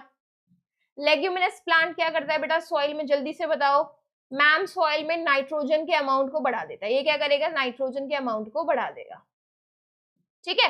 फिर आपने क्या किया, अपना मेन प्लांट को उगाया, मेन क्रॉप को उगाया, तो फायदा क्या हुआ भाई, सेम पढ़ा था मैम, सॉइल में नाइट्रोजन का अमाउंट बढ़ गया, और ऑल्सो फिर आपने मेन क्रॉप उगाया, तो मेन क्रॉप को आपको कम न्यूट्रिएंट्स देने पड़े, कम फर्टिलाइजर देने पड़े, भाई इससे मिल तो गया इसको नाइट्रोजन, इसी को इस्तेमाल करेगा ना, फर्टिलाइजर कम देना पड़ेगा, भाई पहले तो मिल गया नाइट्रोजन, और कितना लेगा भाई तू, ठीक है। तो क्या हुआ, practice of growing different crops, आपने अलग अलग क्रॉप्स को उगाया इन अ प्री प्लान सक्सेशन, एक तरीके से आपने प्लान कर दिया है कि ठीक है पहले मैं ये उगाऊंगा फिर मैं ये उगाऊंगा, तो एक ही साल में आपको अलग अलग टाइप ऑफ क्रॉप मिल रही है। लेट्स से आपको पहले लेग्यूमिनस प्लांट मिल गया, फिर आपको मेन क्रॉप मिल गई, दूसरी बात आपको फर्टिलाइजर्स वगैरह कम देने को मिले, है ना। एंड सेम कॉन्सेप्ट है, मान लो बेटा कोई पेस्ट इसको अटैक करता है, तो मान लो एक साल पूरी क्रॉप खराब भी हो गई, लेट्स से 3 महीने की क्रॉप खराब हो गई, फिर चौथे महीने पेस्ट आएगा, अब फिर आएगा लेग्यूमिनस प्लांट, अब मैं फिर खराब करूंगा, लेकिन अब तो तुमने उसमें कोई और क्रॉप उगा दी, कहेगा भाई तुझे तो मैं जानता नहीं हूँ, तुझे नहीं कर पाऊंगा खराब, ठीक है। सेम कॉन्सेप्ट रहेगा यार, सॉइल में न्यूट्रिएंट्स कम होंगे, सॉइल की फर्टिलिटी बढ़ जाएगी, ठीक है। 2-3 चीज मैं एक्स्ट्रा ही बता दी ताकि तुम समझ पाओ, अगर एग्जाम में इस तरीके के क्वेश्चंस आते हैं, very very important cropping pattern पे क्वेश्चन बनता ही बनता है, टाइप्स ऑफ क्रॉपिंग पैटर्न, है ना, क्लियर है। चले आगे, इरिगेशन, अच्छा एक ऑर्गेनिक फार्मिंग रह गया है। हाँ अब यार तुम्हें मैंने बताया जो फर्टिलाइजर है वो ऑब्वियसली बेटा क्या करता है, केमिकल से भरा हुआ होता है, इट्स अ केमिकल सब्सटेंस, और बेटा क्योंकि ये केमिकल से भरा होता है, ये क्या करता है, पोल्यूशन कर देता है। क्या बेटा आप चाहते हो कि पोल्यूशन हो, आपका जो सॉइल है, जो पानी है वो अफेक्ट हो, आप नहीं चाहते हो, तो आपने क्या कहा, आपने कहा आप फर्टिलाइजर का इस्तेमाल नहीं करेंगे, ऐसी चीज जिसमें केमिकल है वो इस्तेमाल नहीं करेंगे, तो आपने किसी और चीज का, नेचुरल चीज का, बायोलॉजिकल चीजों का इस्तेमाल किया जो सेम काम करके दे। जैसे कि बेटा फर्टिलाइजर की जगह आप बायो फर्टिलाइजर इस्तेमाल कर सकते हैं, बायो फर्टिलाइजर इस्तेमाल कर सकते हैं, मान लो ब्लू ग्रीन एल्गी, अब आपको क्या ma'am bio green blue green algae bio fertiliser ही क्या करता है, बेटा सॉइल में नाइट्रोजन का अमाउंट बढ़ाता है, ये भी नाइट्रोजन फिक्सेशन कर सकता है, ये भी नाइट्रोजन फिक्सेशन कर सकता है, ये सॉइल में नाइट्रोजन का अमाउंट को बढ़ा देगा, तो ये नाइट्रोजन के अमाउंट को बढ़ाता है जिस तरीके से फर्टिलाइजर बढ़ाता है। ऑल्सो आप क्या इस्तेमाल कर सकते हैं, बायो पेस्टिसाइड। बेटा पेस्टिसाइड क्या होता है, पेस्टिसाइड बेटा देखो देखो पेस्ट का मतलब होता है इंसेक्ट जो क्रॉप को खराब करे, इंसेक्ट विच डैमेज क्रॉप, ये तो मतलब हुआ पेस्ट का। और बेटा ये साइड का मतलब क्या होता है, टू किल, मतलब बेटा एक ऐसा केमिकल जो पेस्ट को मारे, एक ऐसा केमिकल जो किल करे, किसको किल करे, पेस्ट को किल करे, इंसेक्ट को किल करे, chemicals to kill pest, chemicals जो मार सके पेस्ट को। तो आपने कहा कि नहीं भाई पेस्टिसाइड भी किसके बने होते हैं, केमिकल्स के बने होते हैं। आपने क्या कहा, आपको केमिकल का इस्तेमाल नहीं करना, क्यों, क्योंकि केमिकल्स पोल्यूशन करते हैं। तो आपने सोचा अगेन बेटा सेम कॉन्सेप्ट, ये भी केमिकल है, ये भी पोल्यूशन करेगा, आप नहीं चाहते इसका इस्तेमाल, तो आपने बायो पेस्टिसाइड का इस्तेमाल किया। कहाँ है बायो पेस्टिसाइड्स, ये रहे बायो पेस्टिसाइड। जैसे बेटा नीम लीव्स इस्तेमाल करती है मम्मियां, हल्दी इस्तेमाल करती है, जो चावल को स्टोर करती है, आपने घर पे भी देखा होगा चावल को स्टोर करते हुए नीम की पत्तियां, या फिर जो सूखी हुई हल्दी होती है, मैं वो नहीं कह रही हूँ कि जो हल्दी का पाउडर होता है, जो हल्दी वाला एक सूखी डंठल टाइप्स होती है, उसको इस्तेमाल करती है। तो नीम लीव्स या फिर टर्मरिक का इस्तेमाल करती है ग्रेन स्टोरेज के वक्त। तो वही आप कर रहे हैं कि आप बहुत कम या बिल्कुल नहीं यूज कर रहे हैं केमिकल्स का, है ना, हर्बिसाइड्स का, पेस्टिसाइड्स का, फर्टिलाइजर्स का, मतलब ऐसी चीजें जैसे कि फर्टिलाइजर और पेस्टिसाइड जिसमें केमिकल है, उसका इस्तेमाल आप कम कर रहे हैं, क्योंकि आप नहीं चाहते बेटा पॉल्यूशन हो। तो आपने क्या किया, इंस्टेड आपने बायो फर्टिलाइजर, बायो पेस्टिसाइड, आपने मैन्योर का इस्तेमाल किया, मैन्योर का भी इस्तेमाल करेंगे, क्रॉपिंग पैटर्न का इस्तेमाल करेंगे, है ना। क्रॉपिंग पैटर्न में कोई पेस्टिसाइड्स थे, कोई पेस्टिसाइड्स और फर्टिलाइजर्स थे, मतलब कोई भी केमिकल सब्सटेंसेस थे, नहीं, बढ़िया तरीका था और फायदा भी दे रहा था। हमने फायदा भी देखा कितने ज्यादा फायदा हो रहा है, ठीक है। बेटा समझ नहीं आ रहा है, आजकल ऐसा मौसम हो गया है, मैं स्वेटर पहनती हूँ तो मुझे गर्मी लगती है, मैं स्वेटर उतारती हूँ तो मुझे ठंडी लगती है। ये दिल्ली का क्या मौसम है यार, ये दिल्ली की सर्दी बहुत ही इरिटेटिंग है कसम से। और बेटा या तो मेरी इम्यूनिटी इतनी खराब हो गई है, या वेदर ऐसा है कि भाई हर कुछ दिनों में मुझे कोल्ड, हर कुछ दिनों में, कुछ दिन ठीक जाते हैं फिर कोल्ड, कुछ दिन ठीक जाते हैं फिर कोल्ड, क्या हो गया ये। चलो आ गया इरिगेशन। इरिगेशन मतलब आप पानी का सप्लाई कर रहे हैं प्लांट्स को, क्योंकि यार पानी की रिक्वायरमेंट है। प्लांट पानी का इस्तेमाल करके फोटोसिंथेसिस भी करता है, यानी फूड भी बनाता है। प्लांट पानी का इस्तेमाल करके थोड़ा सा आई वुड से अपने लिए ग्रोथ भी करता है, डेवलपमेंट भी करता है। पानी से हाइड्रोजन भी मिलता है, ऑक्सीजन भी मिलता है, तो पानी की रिक्वायरमेंट है, तो पानी को आपको सप्लाई करना है। पानी कहाँ से मिल सकता है भाई, वेल से मिल सकता है, कनाल से मिल सकता है, रिवर से मिल सकता है, टैंक से मिल सकता है। एंड इरिगेशन मतलब पानी देना, ठीक है, इरिगेशन मतलब पानी देना। अब यार फार्मर ना इंडिया में अक्सर जो हमारी क्रॉप्स है ना, ये रही, ये जो क्रॉप्स है, अपने फार्मर ना डिपेंडेंट होते हैं रेन पे, रेन पे डिपेंडेंट है कि भाई जो पानी है वो रेन से मिलेगा। रेन हो रही है, क्रॉप्स बढ़िया ग्रो करेंगे। अब आप कहोगे मैम अगर रेन ही नहीं हुई तो, सूखा पड़ गया तो, ड्रॉट हो गया तो बेटा क्रॉप्स खत्म, खलास, गायब। तो साइंटिस्ट ने कहा यार ऐसा काम नहीं चलेगा, कुछ ऐसी क्रॉप बनाता हूं जिसको फर्क ही ना पड़े सूखे से। ड्रॉट रेजिस्टेंट क्रॉप बना दिया, ड्रॉट रेजिस्टेंट क्रॉप बना दिया। तो रेन फेड एग्रीकल्चर ऐसा ही एग्रीकल्चर है बेटा, जो कि डिपेंडेंट है मॉनसून पे, कि भाई टाइम पे बारिश आएगी, सफिशिएंट बारिश आएगी तो ग्रोथ होगी, वरना नहीं होगी, ठीक है। अगर बारिश नहीं आई अच्छे से, पुअर मॉनसून है, तो क्रॉप खराब हो जाएगी, है ना। अगर आप चाहते हैं कि भाई क्रॉप बढ़िया से ग्रो हो, तो बढ़िया से पानी आपको मिलना चाहिए।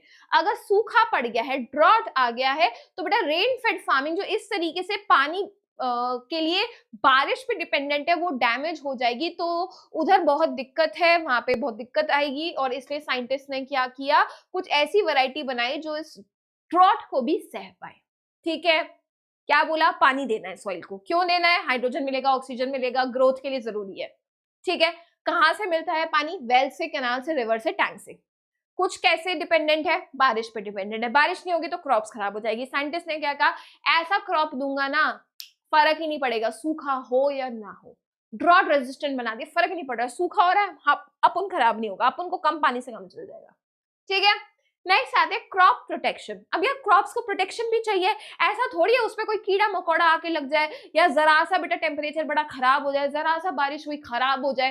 बेटा प्रोटेक्शन की जरूरत है, प्रोटेक्ट करना है, ठीक है। प्रोटेक्ट किससे करना है, वीड से, इंसेक्ट से, पेस्ट से, डिजीज से, अलग अलग चीजों से आपको प्रोटेक्शन देनी है। हम हर एक चीज को एक एक करके देखते हैं। सबसे पहले हम देखते हैं पेस्ट।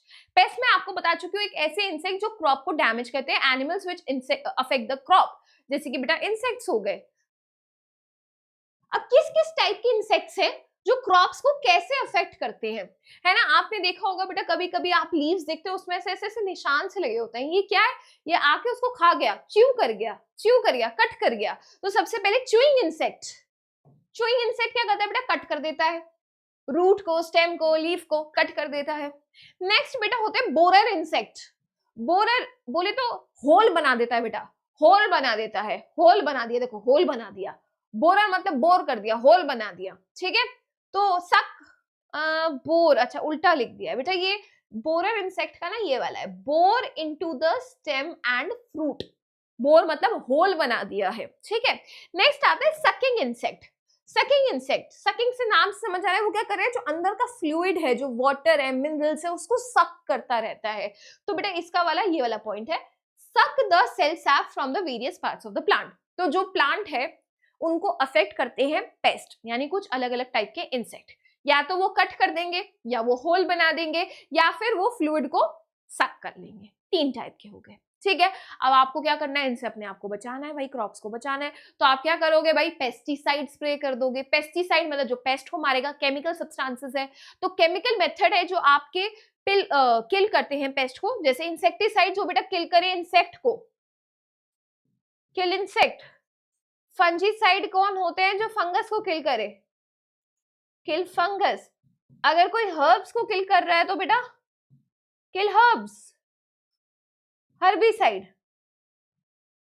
बेटा ऐसा केमिकल जो इंसेक्ट को मारे इंसेक्टिसाइड, ऐसा केमिकल जो फंगस को मारे फंगिसाइड, ऐसा केमिकल जो हर्ब्स को मारे वो हर्बिसाइड, ठीक है। डन, इजी है। चलो वीड्स क्या होते हैं? अब बेटा वीड क्या है? आपको दिख रहा है ये एक टाइप का प्लांट उगाया हुआ है फार्मर ने, है ना। ये सारा बेटा एक टाइप ऑफ प्लांट दिख रहा होगा आपको, ये पूरा एक टाइप ऑफ प्लांट दिख रहा है।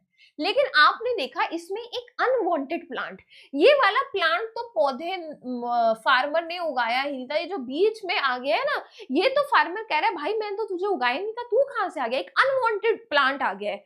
तो प्लांट फार्मर क्या दिख रहा है आपको? इसको उखाड़ते हुए दिख रहा है, इसको अलग करते हुए दिख रहा है, इसको रिमूव करते हुए दिख रहा है, ठीक है। तो वीड क्या है? एक अनवांटेड प्लांट है, एक मनचाहा प्लांट नहीं है, जो आपने नहीं उगाया है और वो उग गया है, ठीक है। और आप इसको रिमूव कर रहे हैं, इस रिमूवल को बोलते हैं वीडिंग, ठीक है। इधर आओ अब, ठीक है। अनवांटेड प्लांट जो मेन क्रॉप के साथ ग्रो हो जाते हैं, जैसे कि ज़ैंथियम, पार्थेनियम, साइप्रिनस, गोखरू, गाजरगास, मोथा एग्जाम्पल है। क्या हमें याद करने हैं? एनसीईआरटी में दिए हुए हैं तो याद करने पड़ेंगे, है ना। अब आप क्या कर रहे हो? उसको रिमूव कर रहे हो। अब आप कहोगे मैम अगर एक प्लांट उग रहे हैं तो उन्हें तो आपका क्या जा रहा है? भाई क्यों नहीं जा रहा? जस्ट सोचो, ये बेटा मेन क्रॉप है, ये मेन है, और इसके साथ बेटा यहाँ पे छोटा सा ये अपना, यहाँ छोटा बड़ा जैसा भी है, ये आ गया बेटा अनचाहा प्लांट वीड। अब ये क्या करता है? अब बेटा सॉइल में तुम पानी डाल रहे हो तो बेटा मेन क्रॉप तो लेगी, लेकिन ये वीड भी ले लेगा। सॉइल में तुमने न्यूट्रिएंट्स डाले, वो ये वीड भी ले लेगा। लाइट आ रही है ऊपर से, वो ये वीड भी लेगा। स्पेस है, जगह इतनी सी है, उसमें घुस के आ जाएगा, मैं भी आऊंगा, मैं भी आऊंगा, मैं भी आऊंगा। वो बेटा शैतान बच्चे नहीं होते जो हर जगह घुसाते हैं, वो ग्रुप का हिस्सा भी नहीं होते। तुम लंच लेके गए हो 2 लोगों के लिए, है ना, ऐसा स्कूल में होता है कि नहीं? हम लंच लेके गए हैं यार, आज तो पार्टी करेंगे बढ़िया, है ना। और वहां पे एक बच्चा बेटा जो अपना लंच लाया भी नहीं है ना, वो बस अपना खाना कुछ नहीं खिलाता है, अपना खाना तो खाता ही खाता है, वो तुम्हारा भी खाने आ जाता है। तो सेम बेटा ये वही वो वीड है जो बेटा क्या करता है, इस मेन क्रॉप का पानी ले रहा है, न्यूट्रिएंट्स ले रहा है, जगह ले रहा है। तो बेटा कंपटीशन हो गया है मेन क्रॉप के लिए। भाई ये कह रहा है मेरा तो सारा पानी तू ले जा रहा है, मेरा न्यूट्रिएंट्स तू ले जा रहा है, मैं कैसे ग्रो करूंगा बे? तो उसकी ग्रोथ ही नहीं हो पाएगी। तो इसलिए बेटा हम नहीं चाहते हमारा मेन क्रॉप जो है वो खराब हो जाए, उसकी ग्रोथ अफेक्ट हो। इसलिए आपने क्या किया? इन प्लांट्स को हटा दिया, इन प्लांट्स को आपने क्या कर दिया? रिमूव कर दिया। इन प्लांट्स को आपने रिमूव कर दिया, रिमूव। और रिमूव को हम बोलते हैं वीडिंग, ठीक है। तो यही है, कॉम्पीट करते हैं फूड के लिए, स्पेस के लिए, लाइट के लिए, न्यूट्रिएंट्स ले लेंगे और ग्रोथ को अफेक्ट करेंगे। इसलिए आपको क्या करना है? इसको अफेक्ट मतलब वीड अफेक्ट ना कर पाए मेन क्रॉप्स को, आपको इसको रिमूव करना है अर्ली स्टेज में। भाई जब ये ग्रो कर रहे हैं पहले ही उखाड़ दो कि इससे पहले नुकसान पहुंचा पाए, ठीक है।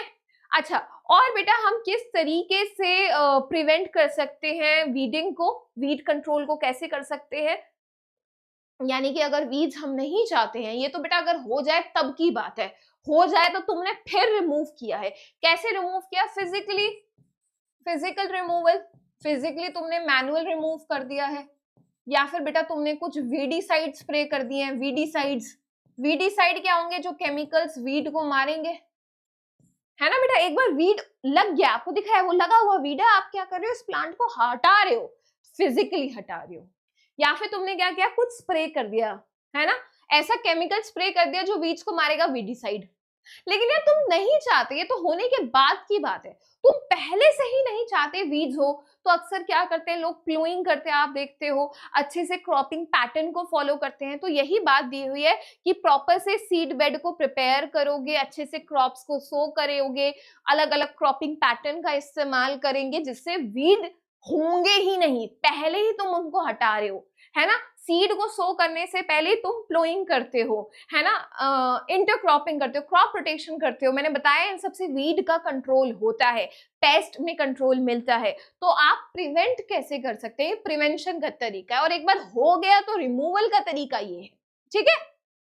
चलो, क्वेश्चन है, weed affect the crops by, kill कर रहा है बिफोर दे ग्रो, नहीं। डोमिनेट द प्लांट, अच्छा तो भाई ग्रो कर, नहीं। Competing for various resources, yes yes, resource जो है प्लांट के, जैसे कि पानी, जैसे कि न्यूट्रिएंट, जैसे कि स्पेस, जैसे कि लाइट, उसके लिए कंपटीशन देता है बेटा कि मैं को भी चाहिए, मैं भी लूंगा, ठीक है। चलो बेटा आगे चलते हैं। स्टोरेज, तो अगेन बेटा जब आप प्लांट्स आपने ग्रो कर दिए हैं, आपको सीरियल मिल गया है, ग्रेन्स मिल गया है, लेट्स से गेहूं मिल गया है, अब गेहूं का क्या करते हो? आप स्टोर करके रखते हो। ऐसा थोड़ी है भाई, अभी लेट्स से आपने, कौन सा महीना चल रहा है? फरवरी महीना चल रहा है, अब आपने फेब के महीने में आपके पास ग्रेन्स आ गए, ऐसा है क्या कि सिर्फ इसको 5 दिन के लिए इस्तेमाल करेंगे बस? फिर नहीं, आप तो सालों दर साल उसको स्टोर करके रखोगे ना, ताकि पूरे साल में आपका इस्तेमाल आ पाए, है ना। तो आप, क्या फैक्टर्स हैं जो वो स्टोर करा हुआ फूड है जो उसको डैमेज कर सकते हैं? अब आपने घर में भी देखा होगा, मम्मी लोग क्या करते हैं, जैसे अभी तो आजकल नहीं आता, सीधा पिसा हुआ आटा ले आते हैं, है ना, पिसा हुआ सीधा आशीर्वाद आटा और अलग अलग आटे आ जाते हैं। पहले क्या करते थे यार, ग्रेन्स होते थे, उनको मम्मी लोग ना मस्त पहले धोती थी, उनमें से मिट्टी विट्टी सब हट जाए, फिर धूप में सुखाती थी, है ना, पहले धूप में मस्त सुखाया और फिर जाके उसको शेड में सुखा के अपना स्टोर करती थी। लेकिन ये सब मेहनत कर क्यों रहे हैं? ऐसा क्यों? धो भी रहे हैं, उसको सुखा रहे हैं, क्यों बेटा? क्योंकि ये डैमेज हो सकती हैं। चाहे बायोटिक फैक्टर हो, जैसे लिविंग फैक्टर, जैसे कि बेटा पेस्ट हो गया, रैट्स, पेस्ट बोल तो इंसेक्ट्स वगैरह हो गए, रैट वगैरह हो गया, बर्ड्स हो गई, ये सब इसको डैमेज ना कर दे। या फिर बेटा non living factor, abiotic factor, जैसे कि बेटा टेम्परेचर, कि मतलब बेटा बहुत ही गर्मी पड़ गई है तो खराब हो गए, है ना, बारिश हो गई है, लेट्स से हम कहेंगे ह्यूमिडिटी, मॉइस्चर, मॉइस्चर, ज्यादा मॉइस्चर होने पे भी खराब हो जाते हैं, क्योंकि बेटा मॉइस्चर वगैरह जगह पे ना बैक्टीरिया फंगस ज्यादा अच्छे से ग्रो कर पाते हैं। कुछ फेवरेट कंडीशन होती है ना, तुम्हारी फेवरेट कंडीशन होती है कि भाई हमें तो मैम सर्दियां बहुत पसंद है, मजे आते हैं, है ना, कुछ लोगों को गर्मियाँ बहुत पसंद है। सेम बेटा ये जो अपने बैक्टीरिया और फंगस होते हैं ना, इनको ये ह्यूमिड चिपचिपा मौसम, मॉइस्चर वाला बहुत पसंद है, क्योंकि इसमें बहुत मस्त ग्रो करते हैं, मस्त ग्रो करते हैं। तो इसलिए आप नहीं चाहते यार ऐसा ना हो, ह्यूमिडिटी हो, मॉइस्चर हो और वो खराब हो जाए, तो ये सारी चीज खराब हो सकती है। इसलिए आप क्या करेंगे? उसको प्रोटेक्ट करेंगे। कैसे प्रोटेक्ट करेंगे यार? कैसे प्रोटेक्ट करेंगे? प्रॉपर क्लीनिंग करोगे, ड्राई करोगे बिफोर स्टोरेज। क्लीन कर रहे हो, धो वो रहे हो, ड्राई कर रहे हो, ड्राई जनरली कहाँ पे करते हैं? हम सन में करते हैं पहले और फिर शेड में करते हैं, और फिर जैसे ही एक बार आपने तुमने ये कर दिया, फिर आप प्रॉपरली इसको स्टोर कर दोगे। ऑल्सो कभी कभी आप क्या करते हैं? फ्यूमिगेशन करते हैं, कुछ ऐसे फ्यूम्स इंड्यूस करते हैं जिसकी वजह से जो ये पेस्टिसाइड्स हैं ये सब मर जाएं, है ना, ये भी कर सकते हैं। अब यार ये सब कर क्या रहे हो? लेट्स से अगर आपने ये सब नहीं किया, आपने इसको पेस्ट से, रैट से, बर्ड से, टेम्परेचर से, ह्यूमिडिटी से डैमेज होने दिया, तो क्या ही हो जाएगा बेटा? आप देखेंगे सीड का ना कलर अलग हो जाएगा, है ना। अगर मान लो उसको पेस्ट अंदर से पूरा खा गया है तो सीड बड़ा हल्का सा हो जाएगा, लाइट वेट हो जाएगा, है ना बेटा। एक बार सोचो, कोई ऐसी चीज को खरीदना चाहेगा जिसका कलर खराब है, जो बिल्कुल लाइट वेट हो गया है, किसी क्वालिटी का नहीं रहा, तुम इसको सो कर रहे हो तो वो नया प्लांट भी नहीं दे रहा, जर्मिनेशन उसकी खराब हो गई, कोई उसको खरीदना चाहेगा नहीं। तो बेटा पैसा पैसा पैसा मांगता है हर चीज में, तो बेटा पैसा कैसा कमाएगा, देखना। अगर बेटा ये सब चीजें हुई तो डिग्रेडेशन हो जाएगा क्वालिटी में, जैसे वेट कम हो जाएगा, जर्मिनेशन अच्छे से नहीं कर पाएगा, डिसकलरेशन हो जाएगा, और बेटा इसकी वजह से क्या होगा, मार्केट में कुछ नहीं बिकेगा, पैसा नहीं आएगा, इट्स नॉट इकोनॉमिकल। इसलिए आपको स्टोर करते हुए अपने ग्रेन्स को प्रोटेक्ट करना है, चाहे लिविंग चीजें हैं चाहे नॉन लिविंग चीजें हैं। और कैसे प्रोटेक्ट करेंगे, आप पहले अच्छे से धोएंगे, फिर उनको सुखाएंगे और अच्छे से स्टोर करेंगे। ठीक है, यहाँ पे फ्यूमिगेशन का भी एक मेथड लिख देते हैं कि भाई फ्यूम्स इंड्यूस कर दिए ताकि अगर कोई बैक्टीरिया फंगस है भी वो मर जाए। ठीक है, बैक्टीरिया फंगस, क्योंकि अगर आपने ये सब नहीं किया तो वो बहुत ही लाइट वेट हो जाएगा, कलर खराब हो जाएगा और मार्केट में नहीं बिकेगा। ठीक बात है, चलूं आगे। चलो, क्वेश्चन आया हुआ है, discuss why pesticides are used in very accurate concentration and in very appropriate manner. भाई जो पेस्टिसाइड हैं, जो केमिकल्स हैं, उनको हम पेस्टिसाइड, जो केमिकल सब्सटेंसेस हैं, बिल्कुल सही कंसंट्रेशन में इस्तेमाल करते हैं और बिल्कुल सही तरीके से इस्तेमाल करते हैं। क्यों? क्योंकि हमको पता है पेस्टिसाइड केमिकल सब्सटेंसेस हैं, सॉइल में जाके अच्छे हम गुड बैक्टीरिया को किल कर देंगे, सॉइल की फर्टिलिटी खराब कर सकते हैं, पानी में जाके वाटर पोल्यूशन कर सकते हैं। So we have to make sure कि सॉइल बढ़िया रहे, पानी बढ़िया रहे, इसलिए हम सही अमाउंट में इस्तेमाल करें। देखो सॉइल को खराब किया, सॉइल की फर्टिलिटी खराब हो गई, ऑर्गेनिक मैटर कम हो गया, माइक्रो ऑर्गेनिज्म को मार दिया, एयर वाटर और सॉइल पोल्यूशन कर दिया। ठीक है, तो एक तरीके से आप नहीं चाहते ये सब हो, इसलिए आप फर्टिलाइजर का सही इस्तेमाल करते हो, क्योंकि ज्यादा इस्तेमाल करने पे ये केमिकल सब्सटेंस सॉइल को और पानी को पोल्यूटेड कर सकता है। ठीक है, क्लियर है? चलिए, डन है बेटा। पहले बताओ, ये पूरा हमारा क्रॉप का कवर है। क्रॉप में हमने क्या क्या पढ़ा है कि क्रॉप क्या होता है, उसके टाइप्स क्या हैं। खारिफ राबी देखा था, फिर हमने क्या देखा भाई, क्रॉप वैरायटी इंप्रूवमेंट, जिसमें हमने हाइब्रिडाइजेशन देखा है, और हमने क्या देखा था, जेनेटिक मॉडिफिकेशन फैक्टर्स देखे। फिर हमने क्रॉप प्रोडक्शन मैनेजमेंट देखा कि हम कैसे प्रोड्यूस कर रहे हैं, यानी न्यूट्रिएंट दे रहे हैं, फर्टिलाइजर दे रहे हैं, मैन्योर्स दे रहे हैं। हमने ये भी देखा कौन सा क्रॉपिंग पैटर्न होना चाहिए, पानी देना है, इरिगेशन देना है, और किससे हमको प्रोटेक्ट करना है, जैसे पेस्ट से, फंगस से, स्टोर करते हुए क्या क्या रखना है। ये पूरा क्रॉप का था। क्या हम animal husbandry next part of the chapter पे प्रोसीड करें, यस और नो? चले, चलो चलो जी, अब हम एनिमल हस्बेंड्री को जल्दी से शुरू करते हैं। यार एनिमल हस्बेंड्री का मतलब क्या है? बेसिकली यार हम एनिमल्स की टेक केयर कर रहे हैं। क्यों कर रहे हैं? क्योंकि खाना चाहिए। हमने कहा था दो जगह से खाना मिलता है, प्लांट से, एनिमल से। प्लांट से हमें खाना मिलता है, उनकी टेक केयर कैसे करनी है हमने देख लिया। अब हम बात करते हैं एनिमल्स की। तो एनिमल्स में जिसमें आ जाता है जैसे कि बेटा आपकी काउ बफेलो जिससे ऑयल मिलता है, आपकी जो पोल्ट्री बर्ड्स होते हैं जिनसे आपको एग मिलता है ना, आपको मैं कहूंगी बीस से आपको हनी मिलता है, फिशेस से आप ऑब्टेन करते हैं मीट। तो आप इन सब का टेक केयर कर रहे हैं ताकि आप इनसे ऑब्टेन कर पाए अपनी खाने की चीजें। कैसे आप इनका टेक केयर करोगे? अच्छे सा खाना देके, इनका हेल्थ का ध्यान रख के, उनको अच्छी सा शेल्टर देके। So that is animal husbandry. सबसे पहले हम देखेंगे कैटल्स का कैसे हम टेक केयर करें, कैटल फार्मिंग। सो कैटल फार्मिंग में हम दो काम के लिए इस्तेमाल कर रहे हैं भाई। एक तो ऑब्वियसली मिल्क के लिए, तो बेटा जो मिल्क के लिए एनिमल्स का यूज करते हैं हम उनको बोलते हैं मिल्क या फिर डेयरी एनिमल्स। भाई एक तो भाई आप कैटल से क्या ऑब्टेन करोगे? मिल्क ऑब्टेन करोगे। लेकिन बेटा आप उनको इस्तेमाल कर सकते हो टिलिंग के लिए, प्लोइंग के लिए। आप देखते हो फार्मर जो होते हैं इरिगेशन के वक्त कैटल्स का इस्तेमाल करते हैं, प्लोइंग के वक्त कैटल का इस्तेमाल करते हैं। तो बेटा अगर आप उनसे फार्म में कोई लेबर करवा रहे हो, काम करवा रहे हो, तो फार्म लेबर के लिए भी होता है जिसको हम बोलते हैं ड्रॉट। सो ड्रॉट कौन होता है? जो लेबर के लिए इस्तेमाल करते हैं, जैसे कि टिलिंग, इरिगेशन, काटिंग के लिए। ठीक है, अब यार ऑब्वियसली काव हो गई और बफेलो हो गई जो हमारी केटल्स होती है जिसको हम इसके लिए इस्तेमाल करते हैं। तो बेटा काउ के लिए साइंटिफिक नेम हम याद रखेंगे, बॉस इंडिकस, नाम याद रखना है ये। Bos indicus B capital I छोटा रहेगा और दोनों वर्ड्स को सेपरेटली अंडरलाइन करना है।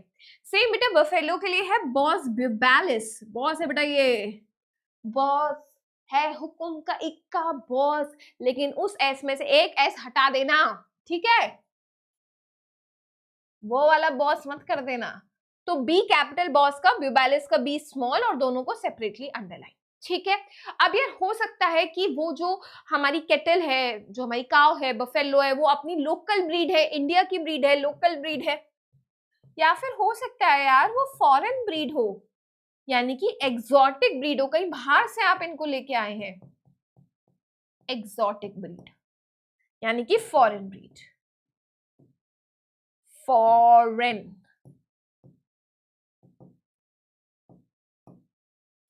एंड बेटा लास्टली आपकी हाइब्रिड यानी दोनों का मिक्सचर।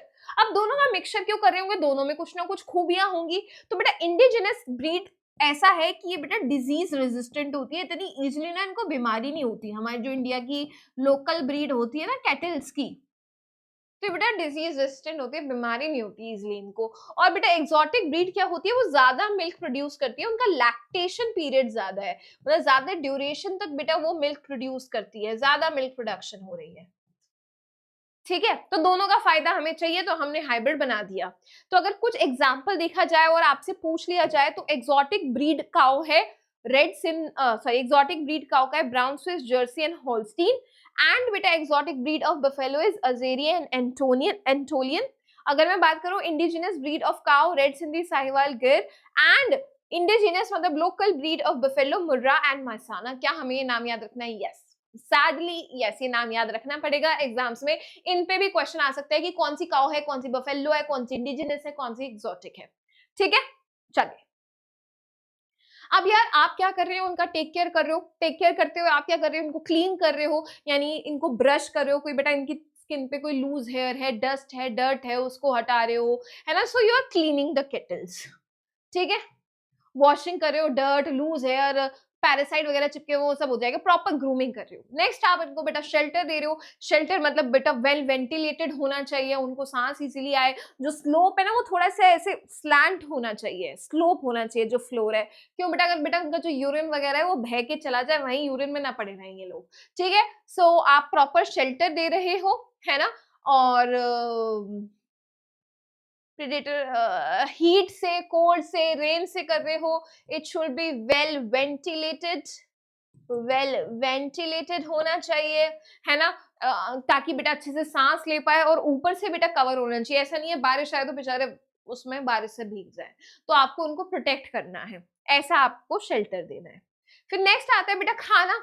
बेटा खाना भी तो चाहिए ना उनको। तो खाना बेटा दो टाइप का खाना है। एक मेंटेनेंस रिक्वायरमेंट, मतलब नॉर्मल अगर अपनी वो जिंदगी जी रही है तो अपनी अच्छी हेल्थ रखने के लिए आप इसको क्या खाना दे रहे हो, for the maintenance of health, ताकि वो अपने बेसिक फंक्शन जिंदगी के जी पाए, perform all the basic functions of life, कि भाई उनको ताकत दे, उनको बीमारी इजीली कैच ना हो, इसलिए आप उनको क्या दे रहे हो, खाना दे रहे हो, जिससे उनको न्यूट्रिएंट्स मिलेगा। लेकिन जब बेटा वो मिल्क प्रोड्यूस कर रही है, मिल्क प्रोडक्शन रिक्वायरमेंट अलग होती है। ये तो बेटा नॉर्मल जिंदगी की रिक्वायरमेंट ये हो गई, मेंटेनेंस रिक्वायरमेंट। लेकिन जब बेटा स्पेसिफिक न्यूट्रिएंट्स आपको कब देने हैं, जब लैक्टेशन पीरियड, यानी जब वो मिल्क प्रोड्यूस कर रही है, जैसे कि आपको उसमें क्या देना है, रफिश फूड देना है जो कि फाइबर रिच फूड होगा, और कॉन्सेंट्रेट देना है यानी protein, protein rich, carbohydrate rich, fat rich, है ना।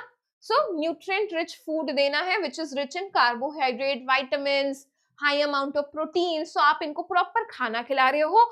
याद रखना जब वो मिल्क प्रोड्यूस करेंगे तब उनको स्पेशल रिक्वायरमेंट की जरूरत है एज कंपेयर टू उनकी नॉर्मल जिंदगी से, ठीक है।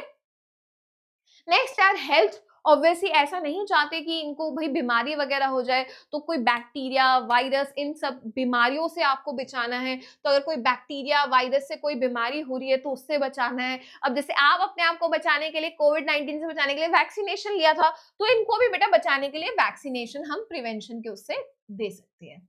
सो we can also vaccinate our cows and buffaloes. अब बेटा ये तो था कि जो बेटा बैक्टीरिया और वायरस बीमारी फैलाते हैं, कुछ ना पैरासाइट्स भी बीमारी फैलाते हैं। जैसे बेटा आपकी बॉडी पे लीच नहीं आ जाती है, खून चूसती रहती है, खून चूसने, है ना, सेम बेटा। अगर ये हमारी जो काउ बफेलो आपको दिख रही है यहाँ पे, अगर बेटा इनकी बॉडी पे कुछ पैरासाइट्स बाहर ग्रो करने लगे, या बॉडी के अंदर भी कुछ पैरासाइट्स ग्रो कर सकते हैं, तो या तो बाहर हो रहे हैं तो एक्सटर्नल, अंदर हो रहे हैं तो इंटरनल। तो एक्सटर्नल पैरासाइट कहाँ होंगे बेटा, स्किन पे होंगे, स्किन पे होंगे तो स्किन की बीमारी कर देंगे, स्किन डिजीज। और बेटा अंदर होंगे तो क्या होगा, आपके स्टमक को, इंटेस्टाइन को खराब करेगा। ठीक है, वर्म्स वगैरह होते हैं जो स्टमक इनसाइड को खराब करता है, और फ्लूक्स होते हैं जो लिवर में जाके डैमेज करते हैं। अब यार सोचो, अगर इस बेचारी को चाहे पैरासिटिक डिजीज हो, पैरासाइट से हो, चाहे बेटा बैक्टीरिया वायरस से हो, आप देखोगे काओ बफेलो बेटा कैसी मरियल सी, बीमार सी लग रही है, तो क्या होगा बेटा, फीवर हो जाएगा इसको, रनी नोज हो सकती है, आईज वाटरी हो सकती है, भूख नहीं लगेगी, and in extreme cases it can lead to death as also. ठीक है, तो यही लिखा है बेटा। ठीक है, पोस्चर वगैरह खराब होगा। और एक इंपॉर्टेंट बात, आप इससे जो काम करवाना चाह रहे हैं, क्या ये अच्छे से फार्म लेबर कर पाएगा? एक बीमार काऊ या फिर बफेलो नहीं कर पाएगा। अगर आप इससे मिल्क प्रोड्यूस करना चाह रहे हो, क्या वो हो पाएगा? नहीं। तो इसकी मिल्क प्रोडक्शन कैपेसिटी भी कम होगी। तो इसीलिए कि देखो, हम यहाँ सेल्फिश है, हम इनका टेक केयर इसलिए कर रहे हैं ताकि हमें मिल्क मिले, ताकि हम इनसे काम करवा पाए। अगर ये बीमार हो गए तो हमारा काम नहीं होगा। ठीक है, that's a very sad reality. ठीक है, चलो, पोल्ट्री फार्मिंग। पोल्ट्री फार्मिंग मतलब हमारी जो पोल्ट्री बर्ड्स हैं उनका हम टेक केयर करें ताकि हमें एग मिले, और बेटा कुछ लोग मीट भी खाते हैं, तो वही हो गया एग्स के लिए एंड चिकन मीट के लिए। तो बेटा जो बर्ड्स एग के लिए इस्तेमाल करती हैं उनको बोलते हैं लेयर, और जो बर्ड हम जिनसे मीट ऑब्टेन करते हैं उनको हम बोलते हैं ब्रॉयलर। ठीक है, लेयर्स एंड ब्रॉयलर्स। ठीक है, जिनसे एग मिल रहा है वो लेयर, जिनसे मीट मिलता है वो ब्रॉयलर। नेक्स्ट चीज, अब बेटा अगेन यहाँ पे इंडियन ब्रीड हो गई, यानी इंडिजिनस ब्रीड का एग्जांपल है असील, एंड बेटा फॉरेन ब्रीड का एग्जांपल है लेगहॉर्न। ठीक है, अब बेटा क्या पर्पस है, हम क्यों चाहते हैं कि हमारे पास बढ़िया क्वालिटी की बर्ड्स आए, पोल्ट्री बर्ड्स आए, कि भाई अगर खराब टेम्परेचर है तो उसमें अपने आप को सरवाइव कर पाए, कि भाई बच्चे उसके बहुत अच्छे हों, ज्यादा न्यूट्रिएंट्स कंज्यूम ना करे। तो यही बात है, हम चाहते हैं कि भाई बढ़िया बढ़िया क्वालिटी की हमारी पोल्ट्री बर्ड्स आए, उनकी बेटा अगर जो बच्चे प्रोड्यूस कर रहे हैं उनकी बहुत अच्छी क्वालिटी होनी चाहिए। नेक्स्ट चीज बेटा, समर में अपने आप को टॉलरेट कर पाए। ऑल्सो बेटा हमने एक और चीज यहाँ पे मेंशन लिखी है कि reduction in the size of egg laying birds, यानी कि बेटा जो हमारी लेयर्स हैं उनका हम साइज कम कर दे, कि ऐसा नहीं है बेटा सारी डाइट वो खुद ही खा जाए, भूखी नहीं होनी चाहिए वो, है ना। तो ताकि हम चीपर डाइट्स उनको दे पाए और वो उसमें भी ग्रो कर पाए। ऑल्सो यार हम मेक श्योर करें जो ब्रॉयलर पेरेंट है वो भी छोटी हाइट का हो, ड्वार्फ हो। ठीक है, अगेन कि ज्यादा प्रोडक्शन हमारी ना हो, कम न्यूट्रिएंट्स कंज्यूम हो, ब्रॉयलर प्रोडक्शन जो हो रही है वो ड्वार्फ पेरेंट से होगी। पोल्ट्री फार्मिंग, पोल्ट्री फार्मिंग में अगर हम टेक केयर कैसे कर रहे हैं भाई, अच्छा टाइमली उनको खाना खिला के, है ना, टाइमली हम खाना खिला के, एक याद रखना है उनकी मील में विटामिन ए और के होना चाहिए, याद रख लेना, विटामिन ए और के जरूर होगा in the birds food. Next, shelter provide कर रहे हैं यार, अगेन हाइजीनिक रहना चाहिए, टेम्परेचर मेंटेन करना चाहिए, वरना एक प्रोडक्शन अच्छे से नहीं हो पाएगा।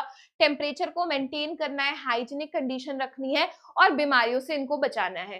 Protection of diseases from bacteria and virus, bacteria और वायरस से होने वाली बीमारी से हमको इनको बचाना है। अगेन वैक्सीनेशन आप दे सकते हैं प्रिवेंशन के लिए। ठीक है, नेक्स्ट क्या है, नेक्स्ट है क्वेश्चन।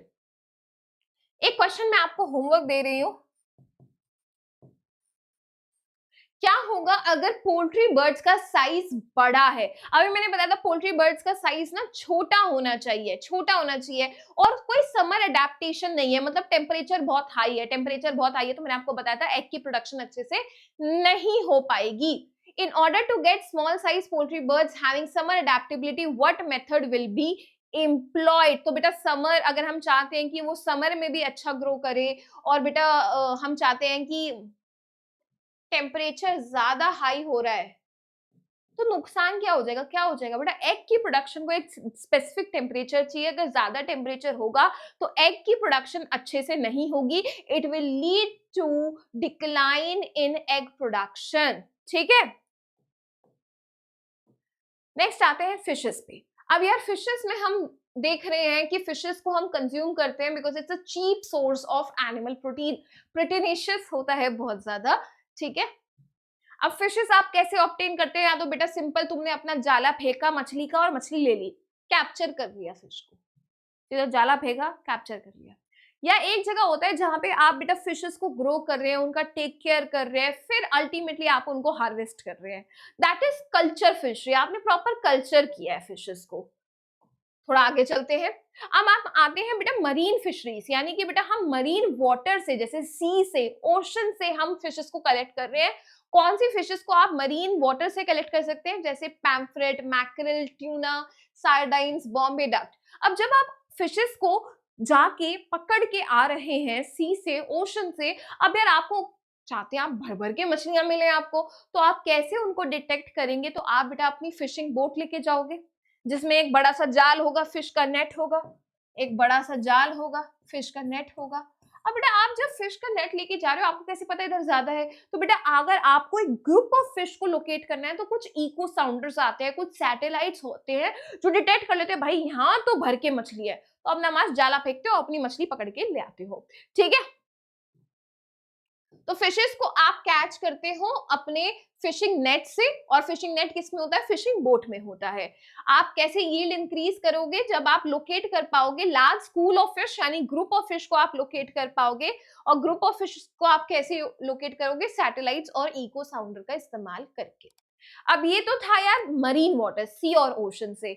आप बेटा इनलैंड फिशरीज भी कर सकते हैं, जिसमें हम फ्रेश वाटर से ले सकते हैं, जैसे कि पॉन्ड से, लेक से, रिवर से। तो pond, lake and river. Also बेटा आता है इसमें ब्रैकिश वाटर, जहां पे सी वाटर और आपका फ्रेश वाटर मिक्स होता है, जहां पे मैं कहूँ सॉल्टी वाटर और आपका फ्रेश वाटर आपस में मिक्स हो रहा है ना, that is your basically brackish water, where the sea water and fresh water mix together, जैसे इशरीज एंड लोगीन्स। लेकिन बेटा यहाँ पे इतनी यील्ड ज्यादा हाई नहीं होती है। यील्ड ज्यादा हाई यानी ज्यादा मछली आपको कहां से मिलती है? मरीन फिशरीज से, सी एंड ओशन से आपको ज्यादा मछलियां मिलती है, ठीक है। चलो अब हम आते कंपोजिट फिश प्रोडक्शन पे। अब यार आपने क्या किया? आपने एक पॉन्ड लिया और इस पॉन्ड में ना अलग अलग 5 से 6 टाइप की स्पीशीज को आपने फिशेस को ग्रो करवाया। जैसे आपको दिख रहा है कैटला, रोहू, ग्रास कार्प, मृगल, कॉमन कार्प। आपने अलग अलग काइंड ऑफ फिशेस को आपने एक ही पॉन्ड में ग्रो करवाया। जब आप इनको ग्रो करवा रहे हैं ना, आप देख रहे हैं कुछ मछलियां ऊपर सरफेस पे है, कुछ मछलियां आपको दिख रही है घास को खाते हुए दिख रही है, कुछ मछलियां बेटा बिल्कुल नीचे हैं और कुछ मछलियां बीच में हैं। तो आप मेक श्योर कर रहे हैं ये एक दूसरे की दुश्मन ना हो, कंपटीशन ना हो, इनका बेटा अलग अलग फूड खाना पसंद करती हो। जैसे बेटा सरफेस फीडर आपको दिख रही है काटला, ये रही। फिर आपको मिडल में दिख रही है रोहू, ये देखो रोहू। फिर आपको दिख रही है घासों पे, वीड पे दिख रही है ग्रास कार्प। और आपको बॉटम पे नीचे दिख रही है mrigal and common carp, mrigal and common carp. तो आपने 5 से 6 टाइप की फिशेस को इस्तेमाल किया है ना, एक ही फिश पॉन्ड में, जिसमें वो कोई कंपटीशन नहीं कर रही है फूड का। तो जितना भी फूड है अवेलेबल पॉन्ड का, सारा इस्तेमाल हो रहा है, चाहे वो टॉप हो, चाहे मिडल हो, चाहे बॉटम हो, चाहे कोई वीड क्यों ना हो। तो हमने क्या कहा? सबकी डिफरेंट फूड हैबिट्स है। एडवांटेज क्या हुआ? पूरा जितना भी पॉन्ड है सारा पानी इस्तेमाल हो गया। और दूसरी बात बेटा, अलग अलग टाइप ऑफ मछलियों को तुमने, 6 टाइप की मछलियों को तुमने बेटा एक ही पॉन्ड से एक ही टाइम पे ग्रो कर पाए, तो यील्ड बढ़ जाएगी। Different fishes at one time. अच्छा, एक और चीज होती है इंटीग्रेटेड फिश कल्चर। अब यार तुम यहाँ पे ग्रो कर रहे हो अपना राइस। अब बेटा सबको पता है राइस जो है उसको ज्यादा पानी चाहिए ग्रो करने के लिए। राइस को हम पैडी भी बोलते हैं। बेटा इसको ग्रो करने के लिए ना पानी ज्यादा चाहिए, पानी ज्यादा चाहिए। तो तुमने ज्यादा पानी जब दे रखा है, तुमने सोचा इस पानी का इस्तेमाल करके क्यों ना यहाँ मछली भी ग्रो कर दे। मछली भी डाल दे। दिख रहा है तुमको ये जो orange orange yellow yellow structure दिख रहे हैं? This is all fishes.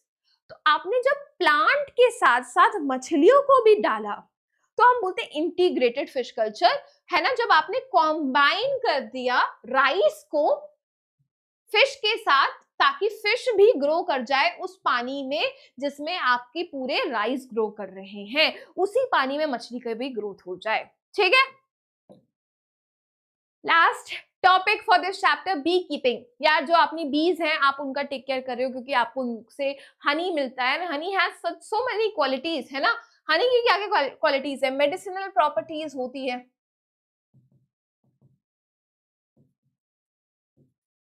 ना, डाइजेशन में मदद करती हैं, आपके आरबीसी प्रोडक्शन के लिए बहुत अच्छी होती हैं, आपकी डाइजेशन के लिए बहुत अच्छी होती है। कोई भी लेट्स से डैमेज हो गया स्किन पे तो उसको हील करने में मदद करती हैं। ऑइंटमेंट्स वगैरह में भी इस्तेमाल की जाता है हनी। और बीज वैक्स यार आजकल आप देखते हैं जो क्रीम ब्यूटी प्रोडक्ट्स हैं, लिप बाम है, लिपस्टिक है, उनमें इस्तेमाल किया जाता है। तो आपको बीज से ऑब्वियसली क्या मिल रहा है? Honey and bees wax. इसलिए आप क्या कर रहे हैं? इनका टेक केयर कर रहे हैं। कैसे टेक केयर करोगे भाई? कैसे टेक केयर करोगे? अगेन बेटा आप मेक श्योर करेंगे कि आप उनको ऐसे जगह पे रख रहे हो जहां पे बेटा बीज क्या करती है? पॉलन कलेक्ट करती हैं जाके, है ना, बीज जाती हैं नेक्टर कलेक्ट करती हैं फ्लावर से। सो मेक श्योर करना है बीज को आपको कहाँ रखना है? जो फ्लावर्स हैं आसपास। ये देखो बीज को क्या पसंद है? फ्लावर पसंद है। तो क्वालिटी अगर आप चाहते हैं हनी की अच्छी हो तो आप अपनी हनीज को जहाँ पे वो रह रही हैं, जो उनका एपियरी है, जो उनका घर है, वो पास होना चाहिए फ्लावर के, है ना, कि भाई ज्यादा फ्लावर्स होंगे तभी उसको कलेक्ट करेंगे, तभी अपना बढ़िया जिंदगी जिएंगे, तभी आपको ज्यादा हनी और बीज वैक्स मिलेगा। ठीक है। ऑल्सो यार आप देखते हैं अलग अलग हनी का ना अलग अलग स्वाद होता है। वो अलग स्वाद अलग फ्लेवर क्यों आता है? बिकॉज अलग अलग काइंड ऑफ फ्लावर पे डिपेंड करता है किस फ्लावर से वो हनी कलेक्ट हुआ है। ठीक है। तो वैल्यू और quality of honey depend on pasturage, मतलब किस टाइप के फ्लावर्स अवेलेबल हैं बीज के पास नेक्टर और पोलन कनेक्शन के लिए, है ना। और मैंने ये भी कहा किस टाइप का फ्लावर है वो टेस्ट को डिटरमाइन करता है। अब यार बीज भी वही सेम, इंडिजिनस बोले तो लोकल ब्रीड एंड एक्सोटिक बोले तो बेटा आपकी फॉरेन ब्रीड। इंडिजिनस ब्रीड का क्या एग्जांपल है यहाँ पे मेंशन है? एक Indian bee Apis cerana indica, फिर नेक्स्ट है Apis dorsata which is a rock bee, Apis florea which is a little bee. ये तो इंपॉर्टेंट है, बट इससे ज्यादा इंपॉर्टेंट है आपको याद रखना दैट एक थी फॉरेन ब्रीड, इटालियन ब्रीड थी भाई, इटालियन ब्रीड एपिस मेलिफेरा, ये रही प्यारी भाई। इस इटालियंस में ऐसा क्या है भाई? ये एपिस मेलिफेरा में, इसका नाम मत भूल जाना। Very very important, very very important. Apis mellifera पे क्वेश्चन आता है ऐसा भैया ऐसा क्या है इसमें? मैंने कहा भाई बहुत कमाल की चीज है। नंबर 1 भर के हनी देती है, have high Honey collection capacity. अब यार तुम हनी बी का टेक केयर कर रहे हो, अब ऐसा नहीं है तुम्हें आके स्टिंग कर दिया, ऐसा नहीं करती। दे स्टिंग लेस, स्टिंग लेस। अब लेट्स से तुमने इसको इसके घर में बीहाइव में रखा हुआ है, मस्त रह रही है। अब यार तुम देख रहे हो 2 दिन तो है, फिर चली गई भाग के, तुम कहोगे भाई ये तो भाग गई, हनी हम कलेक्ट ही नहीं कर पाए। तो बेटा एक बीहाइव में ही लंबे समय तक रहती है। They stay in a given beehive for longer period, also they breed well, अच्छे बच्चे प्रोड्यूस करती है। ठीक है, यही बात थी यार। बी कीपिंग क्या होता है, अगर अच्छा हनी चाहिए तो क्या करना है, इंडिजिनस और एक्सोटिक ब्रीड कौन से हैं और इटालियन ब्रीड के क्या फायदे हैं। ठीक है। एंड लास्टली क्वेश्चन दिया हुआ है, Italian bee Apis mellifera has been introduced in India for honey production, merits over, merit मतलब बेटा एडवांटेज पूछा गया है। ऐसा क्या एडवांटेज है? मैं आपको बता चुकी हूँ, ज्यादा हनी देता है, स्टिंग कम करता है, ब्रीड वेल करता है, बीहाइव में ज्यादा लंबे समय तक रहता है। I think you will be able to do it. Homework from my side to you guys. एक और क्वेश्चन है, find out the wrong statement from the following, let's have a look at it. बेटा white revolution meant for increase in milk production, बिल्कुल यार। देखो जब बेटा grains का प्रोडक्शन इंक्रीज हो रहा है उसको हम ग्रीन रेवोल्यूशन कहते हैं, यानी जब व्हीट वगैरह का प्रोडक्शन बढ़ रहा है ना, जब व्हीट का प्रोडक्शन बढ़ा, अगर तुमने सारी स्ट्रैटेजी अच्छे से लगाई है ना, अच्छी हाई यील्ड का सीड लिया, तुमने पानी दिया, मेन्योर दिया, फर्टिलाइजर दिया, तुमने बेटा उसको पेस्ट वगैरह से बचाया, तो ऑब्वियसली व्हीट का प्रोडक्शन बढ़ जाएगा। जब बेटा ग्रेन का प्रोडक्शन बहुत ज्यादा बढ़ गया, उसके लिए वर्ड यूज करते हैं हम ग्रीन रिवॉल्यूशन आ गया। ठीक है। अगर बेटा फिश का प्रोडक्शन बढ़ रहा है तो ब्लू रिवॉल्यूशन, याद रखना है, सही है। व्हाइट रिवॉल्यूशन किसके लिए होता है? बेटा मिल्क के प्रोडक्शन के लिए। और बेटा नेक्स्ट क्या दिया हुआ है स्टेटमेंट, आपको ये वर्ड याद रख लेना, हमने पूरी क्लास में नहीं पढ़ा, बट ये क्वेश्चन में इसलिए लेके आई हूँ ताकि आपको टर्म्स क्लियर रहे। ग्रीन किसके लिए, व्हाइट किसके लिए, ब्लू किसके लिए है। Increasing food production without compromising with environment quality is called as, यही बताया था बेटा यार मैंने स्टार्टिंग ऑफ द चैप्टर में कि आप जब इंक्रीज कर रहे हैं प्रोडक्शन को, आपको मेक श्योर करना है एनवायरमेंट खराब ना हो। तो सही बात है। And none of the above, करना क्या चूज था? गलत। क्या बेटा ए बी सी में से कोई भी गलत है? नहीं, तीनों स्टेटमेंट ही सही है, तो गलत actually none of the above है। कोई भी गलती नहीं है भाई, सारी सही है। None of the above is the right answer. Clear question है बेटा ये सबको?